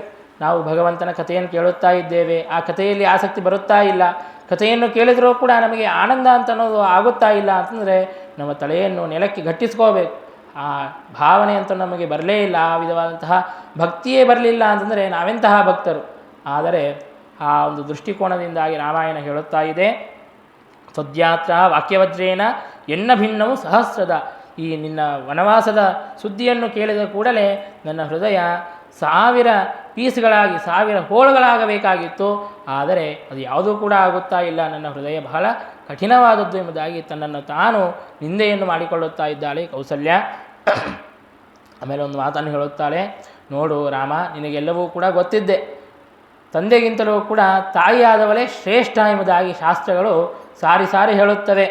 ಮಾತೃದೇವೋ ಭವ ಪಿತೃದೇವೋ ಭವ ಎಂಬುದಾಗಿ ತಾಯಿಗೇನೆ ಮೊದಲನೇ ಸ್ಥಾನವನ್ನು ಕೊಟ್ಟಿದೆ ಶಾಸ್ತ್ರಗಳು. ಹಾಗಾಗಿ ತಂದೆಗಿಂತಲೂ ತಾಯಿ ಶ್ರೇಷ್ಠ. ಹಾಗಾಗಿ ನನ್ನ ಮಾತನ್ನು ಕೇಳು, ನಿನ್ನ ತಂದೆಯ ಮಾತನ್ನು ಕೇಳಬೇಡ, ನನ್ನ ಮಾತನ್ನು ಕೇಳಿ ನೀನು ಇಲ್ಲಿಯೇ ಇದ್ದು ಬಿಡು, ನೀನೇ ರಾಜ್ಯಾಭಿಷೇಕವನ್ನು ಮಾಡಿಕೋ, ನಿಮ್ಮ ತಂದೆಯ ಮಾತನ್ನು ಕೇಳಬೇಡ, ನೀನು ವನವಾಸಕ್ಕೆ ಹೋಗಬೇಡ ಎಂಬುದಾಗಿ ಆ ಕೌಸಲ್ಯೆಯು ಹೇಳುತ್ತಾ ಇದ್ದಾಳೆ. ಆಗ ಶ್ರೀರಾಮಚಂದ್ರ ಹೇಳುತ್ತಾನೆ, ಹೌದಮ್ಮ, ನೀನು ಹೇಳಿದ್ದು ಅತ್ಯಂತ ಸತ್ಯ, ಆದರೆ ಪಿತೃವಾಕ್ಯವನ್ನು ಪರಿಪಾಲನೆ ಮಾಡೋದು ಕೂಡ ಅಷ್ಟೇ ಅವಶ್ಯಕವಾದದ್ದು. ಅನೇಕ ಜನ ಹಿಂದಿನವರು ಹಿರಿಯರು ಅವರೆಲ್ಲರೂ ಕೂಡ ಹಾಗೆ ಆಚರಣೆ ಮಾಡಿಕೊಳ್ಳುತ್ತಾ ಬಂದಿದ್ದಾರೆ. ಪರಶುರಾಮ ದೇವರು ತಾವು ತಂದೆಯ ಮಾತನ್ನು ಕೇಳಿ, ಜಮದಗ್ನಿ ಋಷಿಗಳ ಮಾತನ್ನು ಕೇಳಿ ತನ್ನ ತಾಯಿಯಾದಂತಹ ರೇಣುಕೆಯ ಶಿರಸ್ಸನ್ನು ಕೂಡ ಕತ್ತರಿಸಿದ್ದಾರೆ. ಹಾಗಾಗಿ ತಂದೆಯ ವಾಕ್ಯವನ್ನು ಪರಿಪಾಲನೆ ಮಾಡಿ ಆ ತಂದೆಯ ಪ್ರೀತಿಯನ್ನು ಸಂಪಾದನೆ ಮಾಡೋದು ಅತ್ಯಂತ ಅವಶ್ಯಕವಾದದ್ದು. ತಂದೆ ಏನು ಹೇಳಿದರೂ ಕೂಡ ಅದನ್ನು ಮಾಡಲೇಬೇಕು. ಹಾಗಾಗಿ ನೀನು ಹೇಳಿದ್ದು ಅವಶ್ಯವಾಗಿ ಸತ್ಯ, ಹಾಗಿದ್ದರೂ ಕೂಡ ತಂದೆಯ ಮಾತನ್ನು ಪರಿಪಾಲನೆ ಮಾಡುವುದು ಕೂಡ ಅತ್ಯಂತ ಅವಶ್ಯಕವಾದದ್ದು. ಹಾಗಾಗಿ ತಂದೆಯ ಆ ವರದಂತೆ ನಾನು ಅವಶ್ಯವಾಗಿಯೂ ಕೂಡ ವನಕ್ಕೆ ಹೋಗುತ್ತೇನೆ ಎಂಬುದಾಗಿ ತಾನು ಆ ಕೌಸಲ್ಯಾದೇವಿಗೆ ಹೇಳುತ್ತಾ ಇದ್ದಾನೆ. ಆಗ ಕೌಸಲ್ಯ ಹೇಳುತ್ತಾಳೆ, ಹಾಗಾದರೆ ನಿನಗೆ ಅಷ್ಟು ವನಕ್ಕೆ ಹೋಗಲೇಬೇಕು ಅನ್ನುವಂತಹ ನಿಶ್ಚಯವಿತ್ತು ಅಂತಂದರೆ ನಿನ್ನ ಜೊತೆಗೆ ನಾನೂ ಕೂಡ ವನಕ್ಕೆ ಬರುತ್ತೇನೆ ಎಂಬುದಾಗಿ ಕೌಸಲ್ಯ ಹೇಳಿದಾಗ ಅದಕ್ಕೆ ಶ್ರೀರಾಮಚಂದ್ರ ಹೇಳುತ್ತಾನೆ, ಹಾಗೆಲ್ಲ ನೀನು ಮಾಡೋದು ಸರಿಯಲ್ಲ. ಸ್ತ್ರೀಯರಿಗೆ ಮುಖ್ಯವಾದಂತಹ ಕರ್ತವ್ಯವೇನು ಅಂತಂದರೆ ಪತಿ ಸೇವೆಯನ್ನು ಮಾಡೋದೇ ಸ್ತ್ರೀಯರ ಮುಖ್ಯವಾದಂತಹ ಕರ್ತವ್ಯ. ಹಾಗಾಗಿ ತಂದೆಯಾದಂತಹ ದಶರಥ ರಾಜ ಇಲ್ಲಿಯೇ ಇರಬೇಕಾದಾಗ ನೀನು ನನ್ನ ಜೊತೆಗೆ ಬರುತ್ತೇನೆ ಅಂತ ಹೇಳೋದು ಸರಿಯಲ್ಲ. ನೀನು ಇಲ್ಲೇ ಇದ್ದು ಪತಿಯ ಸೇವೆಯನ್ನು ಮಾಡು, ತಂದೆಯಾದಂತಹ ದಶರಥ ರಾಜನ ಸೇವೆಯನ್ನು ಮಾಡು, ಅದರಿಂದಲೇ ನನಗೆ ಪ್ರೀತಿ ಅಂತ ಅನ್ನೋದು ಉಂಟಾಗುತ್ತದೆ. ಹಾಗಾಗಿ ನೀನು ಇಲ್ಲೇ ಇರು, ನೀನು ನನ್ನ ಜೊತೆಗೆ ಬರಬೇಡ ಎಂಬುದಾಗಿ ಕೌಸಲ್ಯಗೆ ಹೇಳುತ್ತಾ ಇದ್ದಾನೆ. ಆಗ ಕೌಸಲ್ಯೆಯು ಬಹಳ ದೀನವಾದಂತಹ ಸ್ಥಿತಿಯಲ್ಲಿ ತಾನು ವಿಲಾಪವನ್ನು ಮಾಡುತ್ತಾ ಇದ್ದಾಳೆ. ಇದನ್ನು ಕಂಡಂತಹ ಲಕ್ಷ್ಮಣನಿಗೆ ಬಹಳ ಕೋಪ ಬರುತ್ತಾ ಇದೆ. ಮೊದಲೇನೇ ರಾಮನ ವನವಾಸದ ಸುದ್ದಿಯನ್ನು ಕೇಳಿ ಬಹಳ ಕುಪಿತನಾಗಿದ್ದ. ಈಗ ರಾಮಚಂದ್ರನ ತಾಯಿಯಾದಂತಹ ಆ ಕೌಸಲ್ಯೆಯ ದೈನ್ಯವನ್ನು ಕಂಡು ಇನ್ನೂ ಬಹಳ ಸಿಟ್ಟಿಗೆ ಬಂದಿದ್ದಾನೆ. ಕಣ್ಣು ಕೆಂಪು ಮಾಡಿದ್ದಾನೆ. ಹುಬ್ಬಾರಿಸುತ್ತಾ ಹೇಳುತ್ತಾ ಇದ್ದಾನೆ, ಶ್ರೀರಾಮಚಂದ್ರ, ನಿನ್ನ ಆಜ್ಞೆ ಇದ್ದರೆ ಹೇಳು, ನೀನು ಆಜ್ಞೆಯನ್ನು ಮಾಡಿದರೆ ಈ ಕಾರ್ಯಕ್ಕೆ ವಿಘ್ನ ಮಾಡುವಂತಹ ಅವನು ದೇವತೆಯೇ ಆಗಿದ್ದರೂ ಕೂಡ ಪರವಾಗಿಲ್ಲ, ನಾನು ಅವನನ್ನು ನಾಶ ಮಾಡಿಬಿಡುತ್ತೇನೆ. ನಿನ್ನ ಈ ಕಾರ್ಯಕ್ಕೆ ವಿಘ್ನವನ್ನು ಮಾಡುವಂತಹ ಎಲ್ಲರನ್ನೂ ಕೂಡ ನಾನು ನಾಶ ಮಾಡುತ್ತೇನೆ ಎಂಬುದಾಗಿ ತಾನು ಹೇಳುತ್ತಾ ಇದ್ದಾನೆ. ಚತುರ್ದಶಸು ಲೋಕೇಶು ಶ್ರಿಯೇ ಎಸ್ತೇಭ್ಯ ಸೂಯತಿ ಕೃಪಾಣೀಯಂ ಕೃಪಾಹೀನ ತಸ್ಯ ಪಾಸ್ಯತಿ ಶೋಣಿತಂ ಎಂಬುದಾಗಿ ತಾನು ಹೇಳುತ್ತಾ ಇದ್ದಾನೆ. ತನ್ನ ಖಡ್ಗವನ್ನು ನೋಡುತ್ತಾ ಮಾತನಾಡುತ್ತಾ ಇದ್ದಾನೆ ಲಕ್ಷ್ಮಣ. ಚತುರ್ದಶ ಲೋಕಗಳಲ್ಲಿ 14 ಲೋಕಗಳಲ್ಲಿ ಯಾರಾದರೂ ನಿನ್ನ ಈ ಸಂಪತ್ತನ್ನು ನೋಡಿ, ನಿನ್ನ ಈ ಒಂದು ಐಶ್ವರ್ಯವನ್ನು ನೋಡಿ ಯಾರಾದರೂ ಅಸೂಯೆ ಪಟ್ಟರೆ ಅವರ ರಕ್ತವನ್ನು ಪಾನ ಮಾಡೋದಕ್ಕಾಗಿ ಅಂತ ನನ್ನ ಖಡ್ಗ ಯಾವಾಗಲೂ ಕೂಡ ಸಿದ್ಧವಾಗಿದೆ. ಹಾಗಾಗಿ ನೀನು ಆಜ್ಞೆಯನ್ನು ಮಾಡು ಸಾಕು, ಕೈಕೇಯಿಯ ಕುತ್ತಿಗೆಯನ್ನೇ ನಾನು ಕತ್ತರಿಸುತ್ತೇನೆ ಎಂಬುದಾಗಿ ತಾನು ಹೇಳುತ್ತಾ ಇದ್ದಾನೆ. ಆಗ ಶ್ರೀರಾಮಚಂದ್ರ ಲಕ್ಷ್ಮಣನನ್ನು ಸಮಾಧಾನ ಮಾಡುತ್ತಾ ಇದ್ದಾನೆ. ಲಕ್ಷ್ಮಣ, ಅಷ್ಟೆಲ್ಲ ಕಠಿಣವಾಗಿ ಯಾಕೆ ಮಾತನಾಡುತ್ತಾ ಇದ್ದಿ? ಸ್ವಲ್ಪ ಶಾಂತನಾಗು. ಸ್ವಲ್ಪ ಶಾಂತನಾಗಿ ಸಿಟ್ಟನ್ನು ಬಿಟ್ಟು ಕ್ರೋಧವನ್ನು ಬಿಟ್ಟು ವಿಚಾರವನ್ನು ಮಾಡು. ಪಟ್ಟಣಂಚ ವನಂಚಾಂಗ ನಿಸ್ಸಂಗಾನಾಂ ಸಮಮ್ಮತಂ. ಯಾರಿಗೆ ಸಂಘದೋಷವೇ ಇಲ್ಲ ಅವರಿಗೆ ಪಟ್ಟಣವಾದರೆ ಏನು, ವನವಾದರೆ ಏನು, ಅವರಿಗೆ ಎರಡೂ ಕೂಡ ಸಮಾನವಾದದ್ದು. ಹಾಗಾಗಿ ನನಗೆ ಇಲ್ಲಿ ಇದ್ದರೂ ಏನು ಲಾಭವಾಗಬೇಕಾದದ್ದಿಲ್ಲ, ನಿಜಲಾಭಪೂರ್ಣ ನಾನು. ಮತ್ತು ವನಕ್ಕೆ ಹೋದರೂ ಕೂಡ ನನಗೆ ಯಾವುದೇ ವಿಧವಾದಂತಹ ದುಃಖವಾಗೋದಿಲ್ಲ. ಹಾಗಾಗಿ ನಾನು ಅವಶ್ಯವಾಗಿಯೂ ಕೂಡ ವನಕ್ಕೆ ಹೋಗಲೇಬೇಕು ಎಂಬುದಾಗಿ ತಾನು ಹೇಳುತ್ತಾ ಇದ್ದಾನೆ. ಆಗ ಲಕ್ಷ್ಮಣ ಹೇಳುತ್ತಾನೆ, ಹೌದು, ಆದರೆ ಕೈಕೇಯಿ ಆ ವರವನ್ನೇನು ಕೇಳಿದ್ದಾಳೆಯೋ ಅದು ಬಹಳ ಕುತಂತ್ರವನ್ನು ಮಾಡಿ ಕೇಳಿದ್ದಾಳೆ. ಆ ರಾಜನಿಗೆ ಕೊಡಲು ಇಲ್ಲ ಅಂತ ಹೇಳಲಿಕ್ಕೆ ಸಾಧ್ಯವಾಗೋದಿಲ್ಲ ಅನ್ನುವಂತೆ ಆ ಪ್ರತಿಜ್ಞೆಗಳನ್ನು ಮಾಡಿಸಿಕೊಂಡು, ಶಪಥವನ್ನು ಮಾಡಿಸಿಕೊಂಡು ತಾನು ಕುತಂತ್ರವನ್ನು ಮಾಡಿ ಕೇಳುತ್ತಾ ಇದ್ದಾಳೆ. ಹಾಗೆ ಕುತಂತ್ರವನ್ನು ಮಾಡಿ ಕೇಳಿರುವಂತಹ ಆ ಮಾತನ್ನು ನಡೆಸಿಕೊಡುವಂತಹ ಅವಶ್ಯಕತೆ ಇಲ್ಲ. ಹಾಗಾಗಿ ನೀನು ಇಲ್ಲೇ ಇದ್ದು ಬಿಡು, ನೀನೇ ರಾಜನಾಗು ಎಂಬುದಾಗಿ ಲಕ್ಷ್ಮಣ ಹೇಳುತ್ತಾ ಇದ್ದಾನೆ. ಆದರೆ ಆಗ ಶ್ರೀರಾಮಚಂದ್ರ ಹೇಳುತ್ತಾ ಇದ್ದಾನೆ, ನೋಡು, ಪೂರ್ಣಮಸ್ಮದ್ ಯಶಶ್ಚಂದ್ರಂ ಕಲಂಕೋ ನ ಸ್ಪೃಶೇದಯಂ ರಾಘವೋ ರಾಜ್ಯಲೋಭೇನ ತಾತಂ ಲಂಘಿತವಾನಿತಿ. ಇನ್ನೇನು ಹೇಳುತ್ತಾ ಇದ್ದಿ? ಎಲ್ಲ ಜನರು ಕೂಡ ಇಲ್ಲೇ ಇದ್ದು ಬಿಡು ಎಂಬುದಾಗಿ ತಾವು ಮಾತನಾಡಿಕೊಳ್ಳುತ್ತಾ ಇದ್ದಾರೆ. ಜನರಿಗೆಲ್ಲ ತಾವೆಲ್ಲ ಶೋಕವನ್ನು ಪಡುತ್ತಾ ಇದ್ದಾರೆ. ನಿನ್ನ ರಾಜ್ಯಾಭಿಷೇಕ ಎಂಬುದಾಗಿ ಸಂಭ್ರಮದಿಂದಾಗಿ ಕೂಡಿದ್ದರು. ಆದರೆ ಈಗ ನೀನು ವನಕ್ಕೆ ಹೋಗುತ್ತಾ ಇದ್ದಿ ಅಂತಂದರೆ ಅವರೆಲ್ಲರೂ ಕೂಡ ಮಹಾ ಶೋಕದಲ್ಲಿ ಮಗ್ನರಾಗಿದ್ದಾರೆ. ಹಾಗಾಗಿ ಅಷ್ಟೆಲ್ಲ ಜನರಿಗೂ ಕೂಡ ಶೋಕವನ್ನು ಕೊಟ್ಟು ಕೇವಲ ಕೈಕೇಯಿಗೆ ಮಾತ್ರ ಸಂತೋಷವನ್ನು ಕೊಡೋದಕ್ಕಾಗಿ ನೀನು ವನಕ್ಕೆ ಯಾಕೆ ತೆರಳುತ್ತಾ ಇದ್ದಿ ಎಂಬುದಾಗಿ ಹೇಳುತ್ತಾ ಇದ್ದೀಯಲ್ಲ. ನಾನೊಂದು ಮಾತನ್ನು ಹೇಳುತ್ತೇನೆ ಕೇಳು. ನನ್ನ ಏನು ಯಶಸ್ಸೇನಿದೆಯೋ, ನನ್ನ ಕೀರ್ತಿ ಅದು ಚಂದ್ರನಂತೆ ಇದೆ. ಆ ನನ್ನ ಕೀರ್ತಿ ಅಂತನ್ನುವಂತಹ ಚಂದ್ರಕ್ಕೆ ಸ್ವಲ್ಪವೂ ಕೂಡ ಕಳಂಕವೇ ಇಲ್ಲ. ಇಲ್ಲಿವರೆಗೆ ಒಂದು ಕಳಂಕವೂ ಇಲ್ಲ. ಈಗ ನಾನು ವನಕ್ಕೆ ಹೋಗಲಿಲ್ಲ ಅಂತಂದರೆ ನನಗೆ ಒಂದು ಕಳಂಕ ಬರುತ್ತದೆ. ರಾಮ ತಾನು ರಾಜ್ಯದ ಲೋಭದಿಂದಾಗಿ ತಾನು ಪಿತೃವಾಕ್ಯವನ್ನು ಕೂಡ ಉಲ್ಲಂಘನೆ ಮಾಡಿದ್ದಾನೆ. ತಂದೆಯ ಮಾತನ್ನು ಕೂಡ ಕೇಳಲಿಲ್ಲ. ಕೇವಲ ರಾಜ್ಯದ ಲೋಭದಿಂದಾಗಿ ತಂದೆಯನ್ನು ಕೂಡ ತಿರಸ್ಕಾರ ಮಾಡಿದ್ದಾನೆ ಎನ್ನುವಂತಹ ಅಪಕೀರ್ತಿ ನನಗೆ ಬರುತ್ತದೆ, ಅಪಯಶಸ್ಸು ನನಗೆ ಬರುತ್ತದೆ. ಹಾಗಾಗಿ ಆ ಕಳಂಕ ನನಗೆ ಬೇಡ.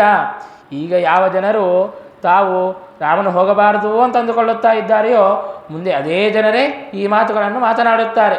ಜನರ ಮೇಲೆ ವಿಶ್ವಾಸವನ್ನು ಇಡಲಿಕ್ಕೆ ಬರೋದಿಲ್ಲ ನೋಡ್ರಿ. ಅವರು ಒಮ್ಮಿಂದೊಮ್ಮೆ ಪಾರ್ಟಿ ಚೇಂಜ್ ಮಾಡಿಬಿಡ್ತಾರೆ. ಅವರು ಯಾವ ಪಾರ್ಟಿಗೆ ಹೋಗ್ತಾರೆ ಅಂತ ಅನ್ನೋದೇ ಗೊತ್ತಾಗೋದಿಲ್ಲ. ಹಾಗಾಗಿ ನನ್ನ ಈ ಕೀರ್ತಿ ಚಂದ್ರಕ್ಕೆ ಕಳಂಕ ಬರುವುದು ಬೇಡ ಎಂಬುದಾಗಿ ಶ್ರೀರಾಮಚಂದ್ರ ತಾನು ಹೇಳುತ್ತಾ ಇದ್ದಾನೆ.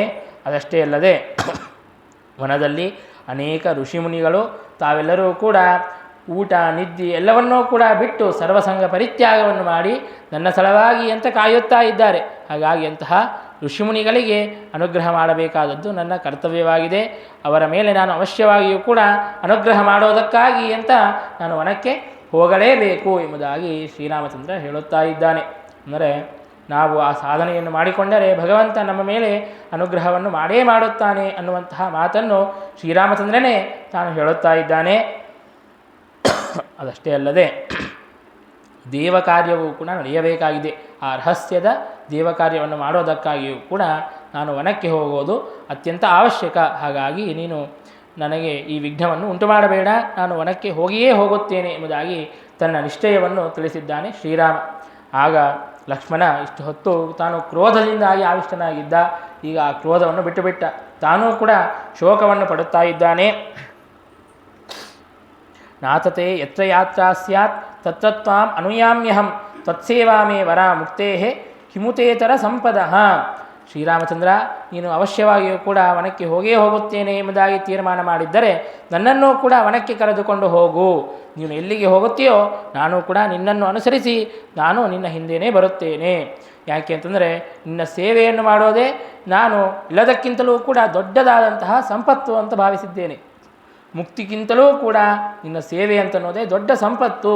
ಹಾಗಾಗಿ ನಾನು ನಿನ್ನನ್ನು ಅನುಸರಿಸಿಯೇ ಬರುತ್ತೇನೆ, ನಾನು ರಾಜ್ಯದಲ್ಲಿ ಇರೋದಿಲ್ಲ ಎಂಬುದಾಗಿ ತಾನು ಹೇಳುತ್ತಾ ಇದ್ದಾನೆ. ಯದಿ ಯಾಸ್ಯಸಿ ಮಾಂ ತ್ಯಕ್ತ ಕರುಣಾಕರ ಕಾನನಂ ಕ್ಷುದ್ರಂ ದೇಹಮಿಮಂ ತ್ಯಕ್ತ ಸೇವೆಯತ್ವಾನ್ಯ ಜನ್ಮನಿ. ನೀನೇನಾದರೂ ನನ್ನನ್ನು ಇಲ್ಲಿಯೇ ರಾಜ್ಯದಲ್ಲಿಯೇ ಬಿಟ್ಟು ಹೊರಟು ಹೋಗಿ ಅಂತಂದರೆ ಆಗ ನಾನು ಈ ದೇಹವನ್ನು, ಈ ಕ್ಷುದ್ರವಾದಂತಹ ದೇಹವನ್ನು ಪರಿತ್ಯಾಗ ಮಾಡಿಬಿಡುತ್ತೇನೆ. ಬೇರೆ ದೇಹವನ್ನು, ಬೇರೆ ಜನ್ಮವನ್ನು ಹೊಂದಿಯಾದರೂ ಚಿಂತೆಯಿಲ್ಲ, ನಿನ್ನನ್ನು ಸೇವಿಸಿಯೇ ಸೇವಿಸುತ್ತೇನೆ ಹೊರತು ನಿನ್ನ ಸೇವೆ ಇಲ್ಲದೇನೆ ನಾನು ಜೀವನವನ್ನು ಮಾಡೋದಿಲ್ಲ. ಹಾಗಾಗಿ ನಿನ್ನನ್ನು ಅನುಸರಿಸಿ ನಾನು ಬಂದೇ ಬರುತ್ತೇನೆ ಎಂಬುದಾಗಿ ಲಕ್ಷ್ಮಣ ತಾನು ಹೇಳುತ್ತಾ ಇದ್ದಾನೆ. ಅದಕ್ಕೆ ಶ್ರೀರಾಮಚಂದ್ರ ತಾನು ಅಂಗೀಕಾರವನ್ನು ಸೂಚನೆ ಮಾಡಿದ್ದಾನೆ. ಇನ್ನು ಆ ಕೌಸಲ್ಯೆಯು ಆ ಶ್ರೀರಾಮಚಂದ್ರನ ಆ ಗಮನ ನಿಶ್ಚಯವನ್ನು ನೋಡುತ್ತಾ ಇದ್ದಾಳೆ. ನನ್ನ ಮಗ ಇನ್ನು ಕೇಳುವಂತೆ ಇಲ್ಲ ಎಂಬುದಾಗಿ ತಾನು ಅಂದುಕೊಳ್ಳುತ್ತಾ ಇದ್ದಾಳೆ. ಹಾಗಿದ್ದರೂ ಕೂಡ ಮತ್ತೊಂದು ಸಲ ಪ್ರಯತ್ನವನ್ನು ಮಾಡಿ ನೋಡೋಣ ಎಂಬುದಾಗಿ ತಾನು ಮತ್ತೊಂದು ಸಲ ಹೇಳುತ್ತಾ ಇದ್ದಾಳೆ. ಗುರೋರಪ್ಯವಲಿಪ್ತಸ್ಯ ಕಾರ್ಯಾಕಾರ್ಯಂ ಅಜಾನತಃ ಕಾಮಚಾರ ಪ್ರವೃತ್ತಸ್ಯ ನ ಕಾರ್ಯಂ ಬ್ರುವತೋವಚಃ. ತಂದೆಯ ಮಾತನ್ನು ಪರಿಪಾಲನೆ ಮಾಡಲೇಬೇಕು ಅಂತ ಹೇಳುತ್ತಾ ಇದೆಯಲ್ಲ, ಹೌದು, ಅವಶ್ಯವಾಗಿ ಪರಿಪಾಲನೆ ಮಾಡಲೇಬೇಕು. ಆದರೆ ತಂದೆಯಾದವನು ಕೂಡ ಒಂದು ವೇಳೆ ಅಹಂಕಾರದಿಂದಾಗಿ, ಗರ್ವದಿಂದಾಗಿ ತಾನು ಮೂಢನಾಗಿದ್ದ, ಅಂಧನಾಗಿದ್ದ ಅಂತಂದರೆ ಅವನ ಮಾತನ್ನು ಕೇಳಬೇಕಾಗಿಲ್ಲ. ಇನ್ನು ಕಾರ್ಯಾಕಾರ್ಯಂ ಅಜಾನತಃ, ಯಾವುದನ್ನು ಮಾಡಬೇಕು ಯಾವುದನ್ನು ಮಾಡಬಾರದು ಅಂತನ್ನುವಂತಹ ವಿವೇಕವನ್ನು ಕಳೆದುಕೊಂಡಿದ್ದರೆ ಆಗ ತಂದೆಯ ಮಾತನ್ನು ಕೇಳಬೇಕಾಗಿಲ್ಲ. ಇನ್ನು ಕಾಮಚಾರ ಪ್ರವೃತ್ತಸ್ಯ, ಮನಸ್ಸಿಗೆ ಬಂದಂತೆ ತಾನು ಪ್ರವೃತ್ತಿಯನ್ನು ಮಾಡ್ತಾನೆ ಅಂತಂದರೆ ಅವನ ತಂದೆಯೇ ಆಗಿರಬಹುದು. ಹಾಗಿದ್ದರೂ ಕೂಡ ಅವನ ಮಾತನ್ನು ಕೇಳಬೇಕಾಗಿಲ್ಲ. ಹಾಗಾಗಿ ನೀನು ಇಲ್ಲೇ ಇದ್ದು ಬಿಡು ಎಂಬುದಾಗಿ ಕೌಸಲ್ಯ ಹೇಳಿದಾಗ ಆಗ ಶ್ರೀರಾಮಚಂದ್ರ ಹೇಳುತ್ತಾ ಇದ್ದಾನೆ, ಹೌದು, ನೀನು ಹೇಳಿದ್ದು ಸತ್ಯ. ಆದರೆ ಅದು ಯಾವ ದೋಷಗಳು ಕೂಡ ನನ್ನ ತಂದೆಯಾದಂತಹ ದಶರಥನಲ್ಲಿ ಇಲ್ಲ. ಹಾಗಾಗಿ ದಶರಥ ಹೇಳಿದಂತಹ ಮಾತನ್ನು ಪರಿಪಾಲನೆ ಮಾಡುತ್ತೇನೆ ಎಂಬುದಾಗಿ ಹೇಳಿ ಕೌಸಲ್ಯಗೆ ತಾನು ಪ್ರದಕ್ಷಿಣೆ ನಮಸ್ಕಾರಗಳನ್ನು ಮಾಡಿದ್ದಾನೆ. ಪ್ರದಕ್ಷಿಣೆ ನಮಸ್ಕಾರಗಳನ್ನು ಮಾಡಿ ಹೇಳುತ್ತಾನೆ, ನೋಡು, ನೀನು ದುಃಖವನ್ನು ಪಡಬೇಡ. ನನ್ನ ಸ್ಥಾನದಲ್ಲಿ ಭರತನನ್ನು ಭರತನನ್ನೇ ನಿನ್ನ ಮಗ ಎಂಬುದಾಗಿ ತಿಳಿದು ಸಂತೋಷವನ್ನು ಹೊಂದೋ. ಭರತನೂ ಕೂಡ ನಾನು ನಿನ್ನ ಸೇವೆಯನ್ನು ಹೇಗೆ ಮಾಡುತ್ತೇನೆಯೋ ಹಾಗೆ ಭರತನೂ ಕೂಡ ನಿನ್ನ ಸೇವೆಯನ್ನು ಮಾಡುತ್ತಾನೆ. ಹಾಗಾಗಿ ನೀನು ಶೋಕವನ್ನು ಪಡಬೇಡ. 14 ವರ್ಷದ ನಂತರ ಮತ್ತೆ ನಾನು ಬಂದು ನಿನಗೆ ಸಂತೋಷವನ್ನು ಉಂಟು ಮಾಡುತ್ತೇನೆ ಎಂಬುದಾಗಿ ಶ್ರೀರಾಮಚಂದ್ರ ಹೇಳಿ ಅಲ್ಲಿಂದ ಹೊರಟಿದ್ದಾನೆ. ಇನ್ನು ಸೀತೆಗೆ ಈ ವಾರ್ತೆಯನ್ನು ತಿಳಿಸಬೇಕಲ್ಲ, ಕೌಸಲ್ಯಗೆ ಈ ವಾರ್ತೆಯನ್ನು ತಿಳಿಸಿದ್ದಾನೆ. ಇನ್ನು ಸೀತೆಗೆ ಈ ವಾರ್ತೆಯೇ ಗೊತ್ತಿಲ್ಲ. ತಾನು ರಾಜ್ಯಾಭಿಷೇಕಕ್ಕೆ, ತನ್ನ ಗಂಡನ ರಾಜ್ಯಾಭಿಷೇಕ ಎಂಬುದಾಗಿ ತಾನು ಸಿದ್ಧಳಾಗಿದ್ದಾಳೆ. ಹಾಗಾಗಿ ಸೀತೆಗೆ ತಿಳಿಸಬೇಕು ಎಂಬುದಾಗಿ ಸೀತೆಗೆ ಹೋಗಿ ತಿಳಿಸುತ್ತಾ ಇದ್ದಾನೆ. ಆಗ ಸೀತೆಯೂ ಕೂಡ ನಾನು ಕೂಡ ನಿನ್ನ ಜೊತೆಗೇನೆ ಬರುತ್ತೇನೆ ಎಂಬುದಾಗಿ ಹೇಳುತ್ತಾ ಇದ್ದಾಳೆ. ಆಗ ಶ್ರೀರಾಮಚಂದ್ರ ಬೇಡ ಎಂಬುದಾಗಿ ಶ್ರೀರಾಮಚಂದ್ರ ಹೇಳುತ್ತಾ ಇದ್ದಾನೆ. ಯದ್ಯಪಿ ಸೀತಾರಾಮರ ಮತಿ ಅಂತನ್ನೋದು ಸದಾಕಾಲ ಏಕವಿಷಯಕವಾಗಿರುತ್ತದೆ. ಇಬ್ಬರೂ ಕೂಡ ಬೇರೆ ಬೇರೆ ವಿಷಯಗಳನ್ನು ತಾವು ಅಂದುಕೊಳ್ಳೋದೇ ಇಲ್ಲ. ಇಬ್ಬರು ಮತಿಯೂ ಕೂಡ, ಇಬ್ಬರ ಬುದ್ಧಿಯೂ ಕೂಡ ಸಮಾನವಾಗಿದ್ದರೂ ಕೂಡ ಪ್ರಾಕೃತ ದಂಪತಿಗಳಂತೆ ತಾವು ಲೋಕವಿಡಂಬನವನ್ನು ಮಾಡುತ್ತಾ ಆ ವನವಾಸದ ಕುರಿತಾಗಿ ತಾವು ವಿವಾದವನ್ನು ಮಾಡುತ್ತಾ ಇದ್ದಾರೆ. ಕೊನೆಗೂ ಕೂಡ ಪರಮಾತ್ಮ ಆಯಿತು ಎಂಬುದಾಗಿ ಸೀತೆಗೂ ಕೂಡ ಬರೋದಕ್ಕಾಗಿ ಅನುಮತಿಯನ್ನು ಕೊಟ್ಟಿದ್ದಾನೆ. ಮತ್ತೆ ಇನ್ನೊಂದು ಸಲ ಲಕ್ಷ್ಮಣನಿಗೆ ಹೇಳುತ್ತಾ ಇದ್ದಾನೆ, ಲಕ್ಷ್ಮಣ, ನೀನು ಬರೋದು ಬೇಡ, ಇಲ್ಲೇ ಇದ್ದುಕೊಂಡು ಕೌಸಲ್ಯ ಹಾಗೂ ಸುಮಿತ್ರೆಯರ ಸೇವೆಯನ್ನು ಮಾಡು. ತಾಯಂದಿರ ಸೇವೆಯನ್ನು ಮಾಡೋದೇ ನನಗೆ ಅತ್ಯಂತ ಪ್ರಿಯವಾದದ್ದು. ಹಾಗಾಗಿ ನೀನು ಇಲ್ಲಿ ಇದ್ದುಕೊಂಡು ಆ ಕೌಸಲ್ಯ ಹಾಗೂ ಸುಮಿತ್ರೆಯರ ಸೇವೆಯನ್ನು ಮಾಡಿದಿ ಅಂತಂದರೆ ಅದೇ ನನ್ನ ಸೇವೆ ಅಂತ ಭಾವಿಸು. ಹಾಗಾಗಿ ನೀನು ಬರಬೇಡ ಎಂಬುದಾಗಿ ಲಕ್ಷ್ಮಣನಿಗೆ ಶ್ರೀರಾಮಚಂದ್ರ ಮತ್ತೊಂದು ಸಲ ಹೇಳುತ್ತಾ ಇದ್ದಾನೆ. ಆಗ ಲಕ್ಷ್ಮಣ ಹೇಳುತ್ತಾನೆ, ನೋಡು ಅಣ್ಣ, ಭರತ ಬರುತ್ತಾನೆ. ಭರತ ನಾನು ರಾಜ್ಯವನ್ನು ಆಳುತ್ತಾ ತನ್ನ ತಾಯಿಯನ್ನು ಎಷ್ಟು ಚೆನ್ನಾಗಿ ನೋಡಿಕೊಳ್ಳುತ್ತಾನೆಯೋ ಅದಕ್ಕಿಂತಲೂ ಹೆಚ್ಚಿನ ಪ್ರೀತಿಯಿಂದಾಗಿ ಕೌಸಲ್ಯೆಯನ್ನು ಸುಮಿತ್ರೆಯನ್ನು ಕಾಣುತ್ತಾನೆ, ಅವರ ಸೇವೆಯನ್ನು ಮಾಡುತ್ತಾನೆ. ಹಾಗಾಗಿ ತಾಯಂದಿರ ಚಿಂತೆಯನ್ನು ತಗೊಬೋದು ಬೇಡ. ಈಗ ಆ ಕೌಸಲ್ಯ ಹಾಗೂ ಸುಮಿತ್ರೆಯರು ನಿನ್ನ ಒಂದು ವಿಯೋಗವನ್ನು ಕೂಡ ಸಹನೆ ಮಾಡೋದಕ್ಕಾಗಿ ಸಿದ್ಧರಾಗಿದ್ದಾರೆ ಅಂತಂದ ಮೇಲೆ ಅವರಿಗೆ ಬೇರೆ ಏನು ದುಃಖ ಬಂದರೂ ಕೂಡ ಅವರು ಸಹಿಸಿಕೊಳ್ಳುತ್ತಾರೆ. ಯಾಕೆಂದರೆ ನಿನ್ನ ವಿಯೋಗವನ್ನೇ ಸಹಿಸಲು ಸಿದ್ಧರಾಗಿದ್ದಾರೆ ಅಂತಂದ ಮೇಲೆ ಬೇರೆ ದುಃಖಗಳನ್ನು ಸಹಿಸೋದಿಲ್ಲವ.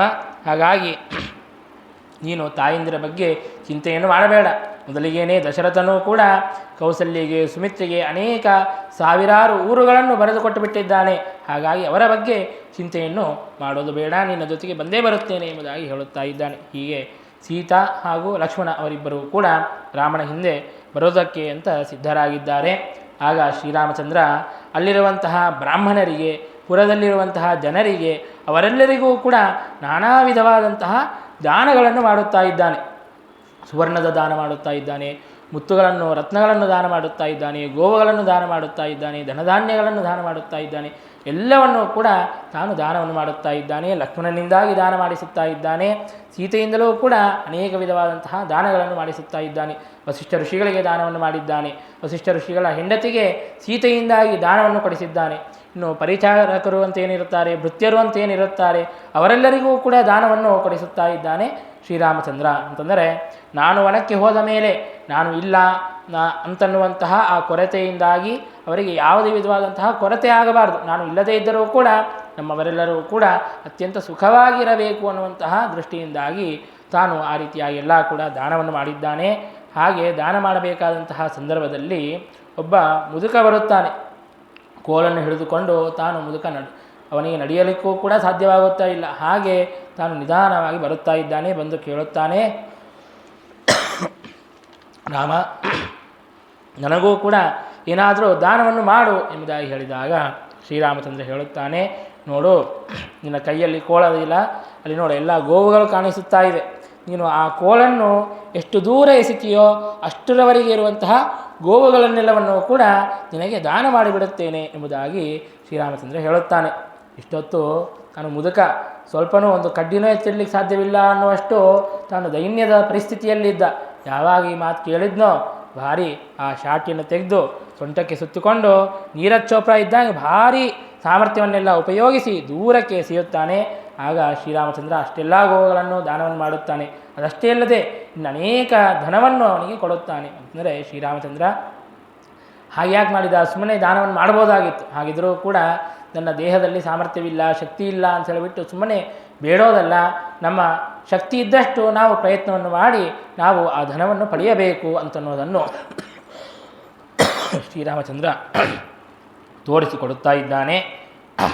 ಇನ್ನು ಹೋಗಿ ಬರುತ್ತೇವೆ ಎಂಬುದಾಗಿ ದಶರಥನಿಗೆ ಅನುಮತಿಯನ್ನು ಪಡೆಯಬೇಕಲ್ಲ, ಹೋಗಿ ದಶರಥನಿಗೆ ನಮಸ್ಕಾರವನ್ನು ಮಾಡಿದ್ದಾನೆ. ಕೈಕೇಯಿಗೂ ನಮಸ್ಕಾರ ಮಾಡಿದ್ದಾನೆ. ದಶರಥ ಹಾಗೂ ಕೈಕೇಯಿ ಇಬ್ಬರಿಗೂ ಕೂಡ ನಮಸ್ಕಾರವನ್ನು ಮಾಡಿ ಪ್ರದಕ್ಷಿಣೆಯನ್ನು ಹಾಕುತ್ತಾ ಇದ್ದಾನೆ. ಪ್ರದಕ್ಷಿಣೆಯನ್ನು ಹಾಕಿ ತಾನು ಹೋಗಿ ಬರುತ್ತೇನೆ, ನನಗೆ ಅನುಜ್ಞೆಯನ್ನು ಕೊಡ್ರಿ ಎಂಬುದಾಗಿ ತಾನು ಕೇಳುತ್ತಾ ಇದ್ದಾನೆ. ದಶರಥ ರಾಜ ತಾನು ರಾಮನನ್ನು ಅಪ್ಪಿಕೊಳ್ಳಬೇಕು ಎಂಬುದಾಗಿ ಸಿಂಹಾಸನದಿಂದಾಗಿ ಎದ್ದಿದ್ದಾನೆ. ಆದರೆ ರಾಮನನ್ನು ಹೊಂದದೇನೆ ಮಧ್ಯದಲ್ಲಿಯೇ ಬಿದ್ದು ಬಿಟ್ಟಿದ್ದಾನೆ, ತಾನು ಮೂರ್ಛೆಗೊಂಡಿದ್ದಾನೆ.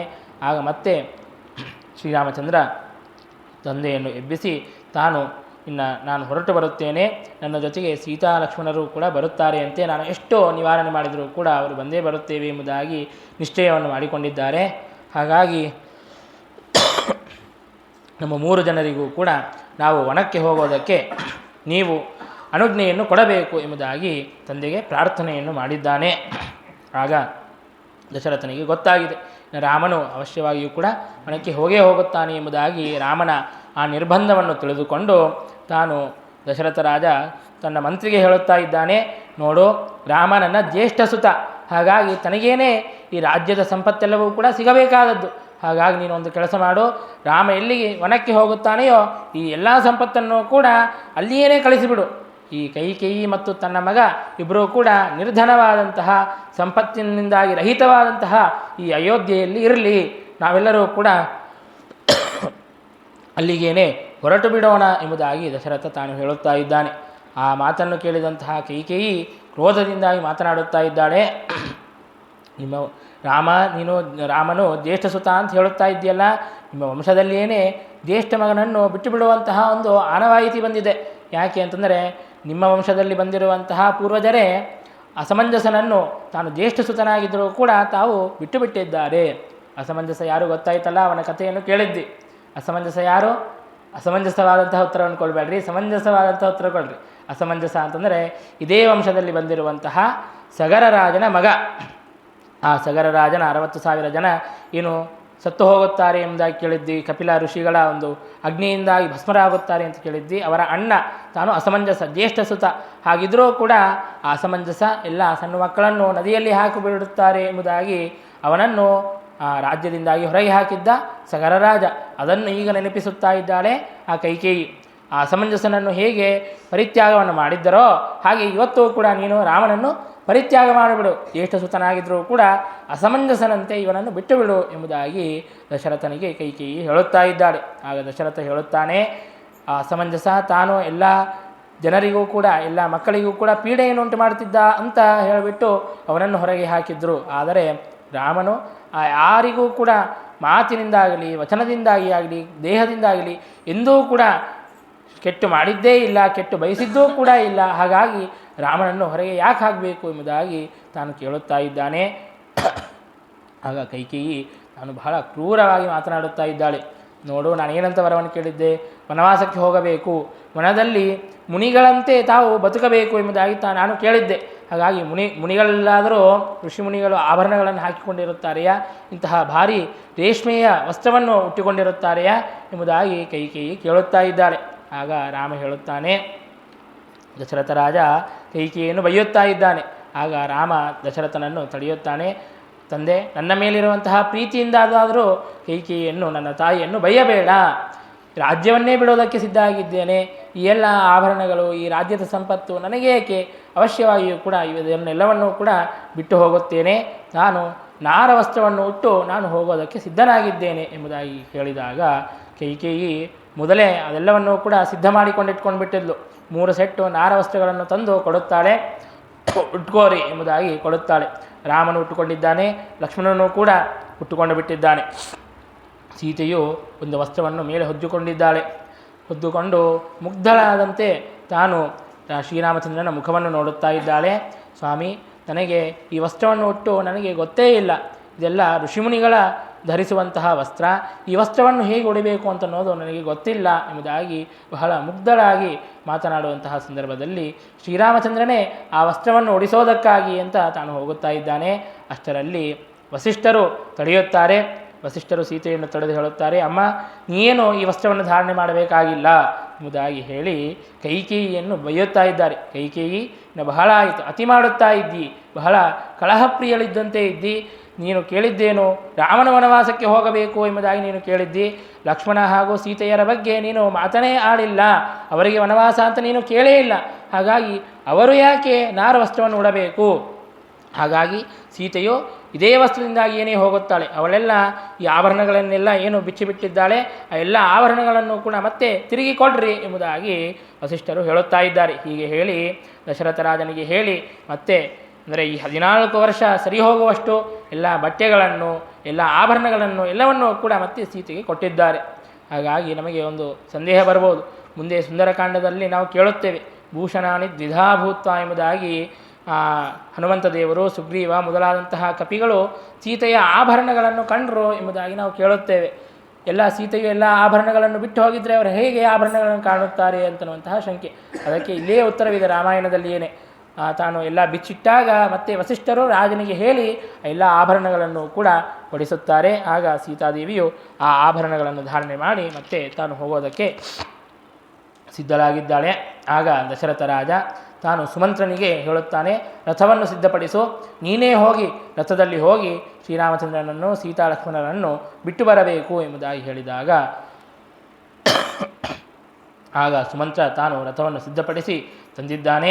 ಜನರೆಲ್ಲರೂ ಕೂಡ ಶ್ರೀರಾಮಚಂದ್ರನನ್ನು ಅನುಸರಿಸಿ ಬರಬೇಕು ಎಂಬುದಾಗಿ ತಾವೆಲ್ಲರೂ ಕೂಡ ಸಿದ್ಧರಾಗಿದ್ದಾರೆ. ಶ್ರೀರಾಮಚಂದ್ರ ಸೀತಾ ಲಕ್ಷ್ಮಣರು ತಾವು ರಥವನ್ನು ಏರಿ ಹೊರಡೋದಕ್ಕೆ ಸಿದ್ಧರಾಗಿದ್ದಾರೆ. ರಥವು ಮುಂದಕ್ಕೆ ಹೋದಂತೆ ಎಲ್ಲ ಜನರು ಕೂಡ ಅಯೋಧ್ಯೆ ಎಲ್ಲವೂ ಕೂಡ ಶ್ರೀರಾಮನನ್ನು ಅನುಸರಿಸಿ ಬರುತ್ತಾ ಇದೆ. ಬಾಲಕರಿಂದಾಗಿ ಆರಂಭ ಮಾಡಿ ವೃದ್ಧರವರಿಗೆ ಎಲ್ಲರೂ ಕೂಡ ಶ್ರೀರಾಮಚಂದ್ರನನ್ನು ಅನುಸರಿಸಿ ಬರುತ್ತಾ ಇದೆ. ಅಲ್ಲಿರುವಂತಹ ಪಶು ಪಕ್ಷಿಗಳು ಮತ್ತು ಗಿಡದಲ್ಲಿರುವಂತಹ ಏನೋ ಜೀವರಿದ್ದಾರೆ ಅವರೆಲ್ಲರೂ ಕೂಡ ಬಹಳ ಶೋಕವನ್ನು ಹೊಂದುತ್ತಾ ಇದ್ದಾರೆ. ಅವರಿಗೂ ಕೂಡ ಆ ವೃಕ್ಷಗಳೆಲ್ಲ ಭಾವಿಸುತ್ತಾ ಇವೆ, ನಮಗೆ ಶ್ರೀರಾಮಚಂದ್ರನನ್ನು ಅನುಸರಿಸಿ ಹೋಗುವಂತಹ ಭಾಗ್ಯವಿಲ್ಲವಲ್ಲ, ನಾವು ವೃಕ್ಷಗಳಾಗಿ ನಾವು ಹುಟ್ಟಿದ್ದೇವೆ, ನಮಗೆ ಎಂತಹ ದೌರ್ಭಾಗ್ಯದ ಪರಿಸ್ಥಿತಿ ಅಂತ ಅನ್ನೋದು ಬಂದಿದೆ ಎಂಬುದಾಗಿ ತಾವೆಲ್ಲರೂ ಕೂಡ ದುಃಖಿಸುತ್ತಾ ಇದ್ದಾರೆ. ಆಬಾಲ ವೃದ್ಧರು ಅವರೆಲ್ಲರೂ ಕೂಡ ಶ್ರೀರಾಮಚಂದ್ರನನ್ನು ಅನುಸರಿಸಿ ಹೋಗುತ್ತಾ ಇದ್ದಾರೆ. ಅಯೋಧ್ಯೆಯಲ್ಲಿರುವಂತಹ ಸರ್ವಸ್ವವನ್ನು ಕೂಡ ಪರಿತ್ಯಾಗವನ್ನು ಮಾಡಿ ತಾವು ಶ್ರೀರಾಮಚಂದ್ರನನ್ನು ಅನುಸರಿಸಿ ಹೋಗುತ್ತಾ ಇದ್ದಾರೆ. ತಾಯಿ ತಂದೆಯ ಬಿಟ್ಟು ತಪವ ಮಾಡಲು ಬಹುದು, ದಾಯಾದಿ ಬಂಧುಗಳ ಬಿಡಲು ಬಹುದು. ರಾಯತ ಮುನಿದರೆ ರಾಜ್ಯವನೇ ಬಿಡಬಹುದು, ಕಾಯಜಾಪಿತ ನಿನ್ನಡಿಯ ಬಿಡಲಾಗದು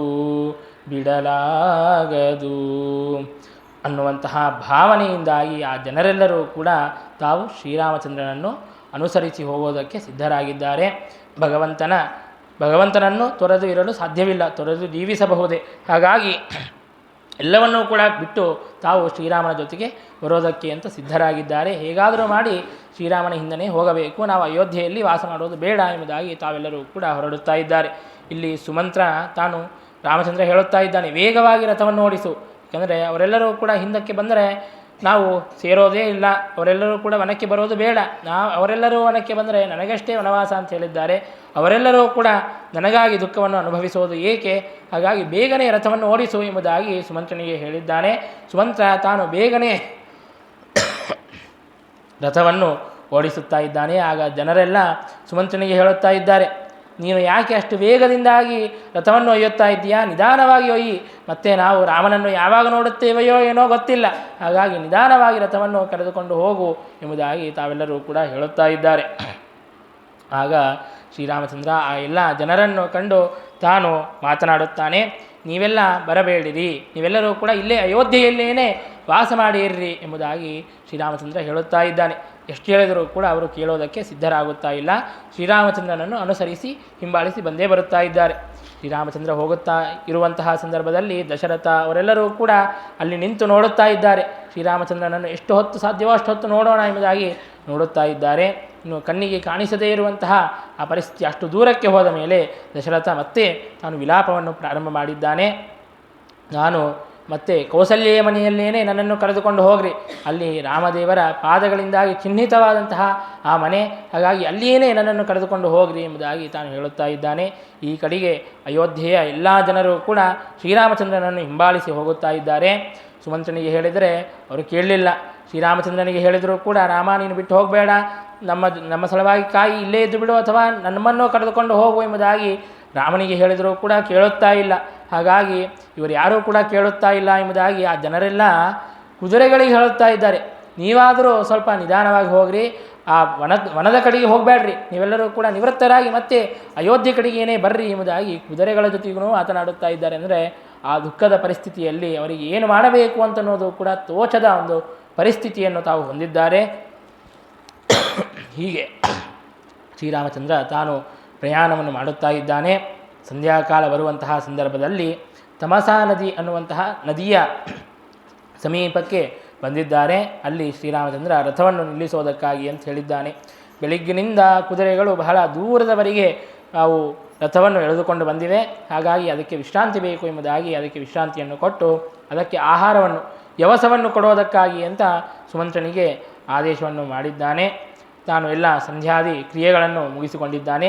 ಆ ರಾತ್ರಿಯ ಕಾಲ ಶ್ರೀರಾಮಚಂದ್ರ, ಸೀತಾಲಕ್ಷ್ಮಣರು, ಸುಮಂತ್ರ ಹಾಗೂ ಅಲ್ಲಿರುವಂತಹ ಜನರು ಅವರೆಲ್ಲರೂ ಕೂಡ ಅಲ್ಲಿಯೇ ವಿಶ್ರಾಂತಿಯನ್ನು ಪಡೆಯುತ್ತಾ ಇದ್ದಾರೆ. ಅವರೆಲ್ಲರೂ ಕೂಡ ಮಲಗಿದ ಮೇಲೆ ಶ್ರೀರಾಮಚಂದ್ರ ಎದ್ದು ಸುಮಂತ್ರನಿಗೂ ಮತ್ತು ಲಕ್ಷ್ಮಣನಿಗೂ ತೋರಿಸುತ್ತಾ ಇದ್ದಾನೆ, ನೋಡು ಹೇಗೆ ಮಲಗಿದ್ದಾರೆ, ನೋಡು ಮನೆಯಲ್ಲಿ ಹೇಗೆ ಆರಾಮಾಗಿ ಮಲಗಬೇಕು ಹಾಗೆ ಮಲಗಿದ್ದಾರೆ, ಇದೇ ನಮಗೆ ಸರಿಯಾದಂತಹ ಸಂದರ್ಭ.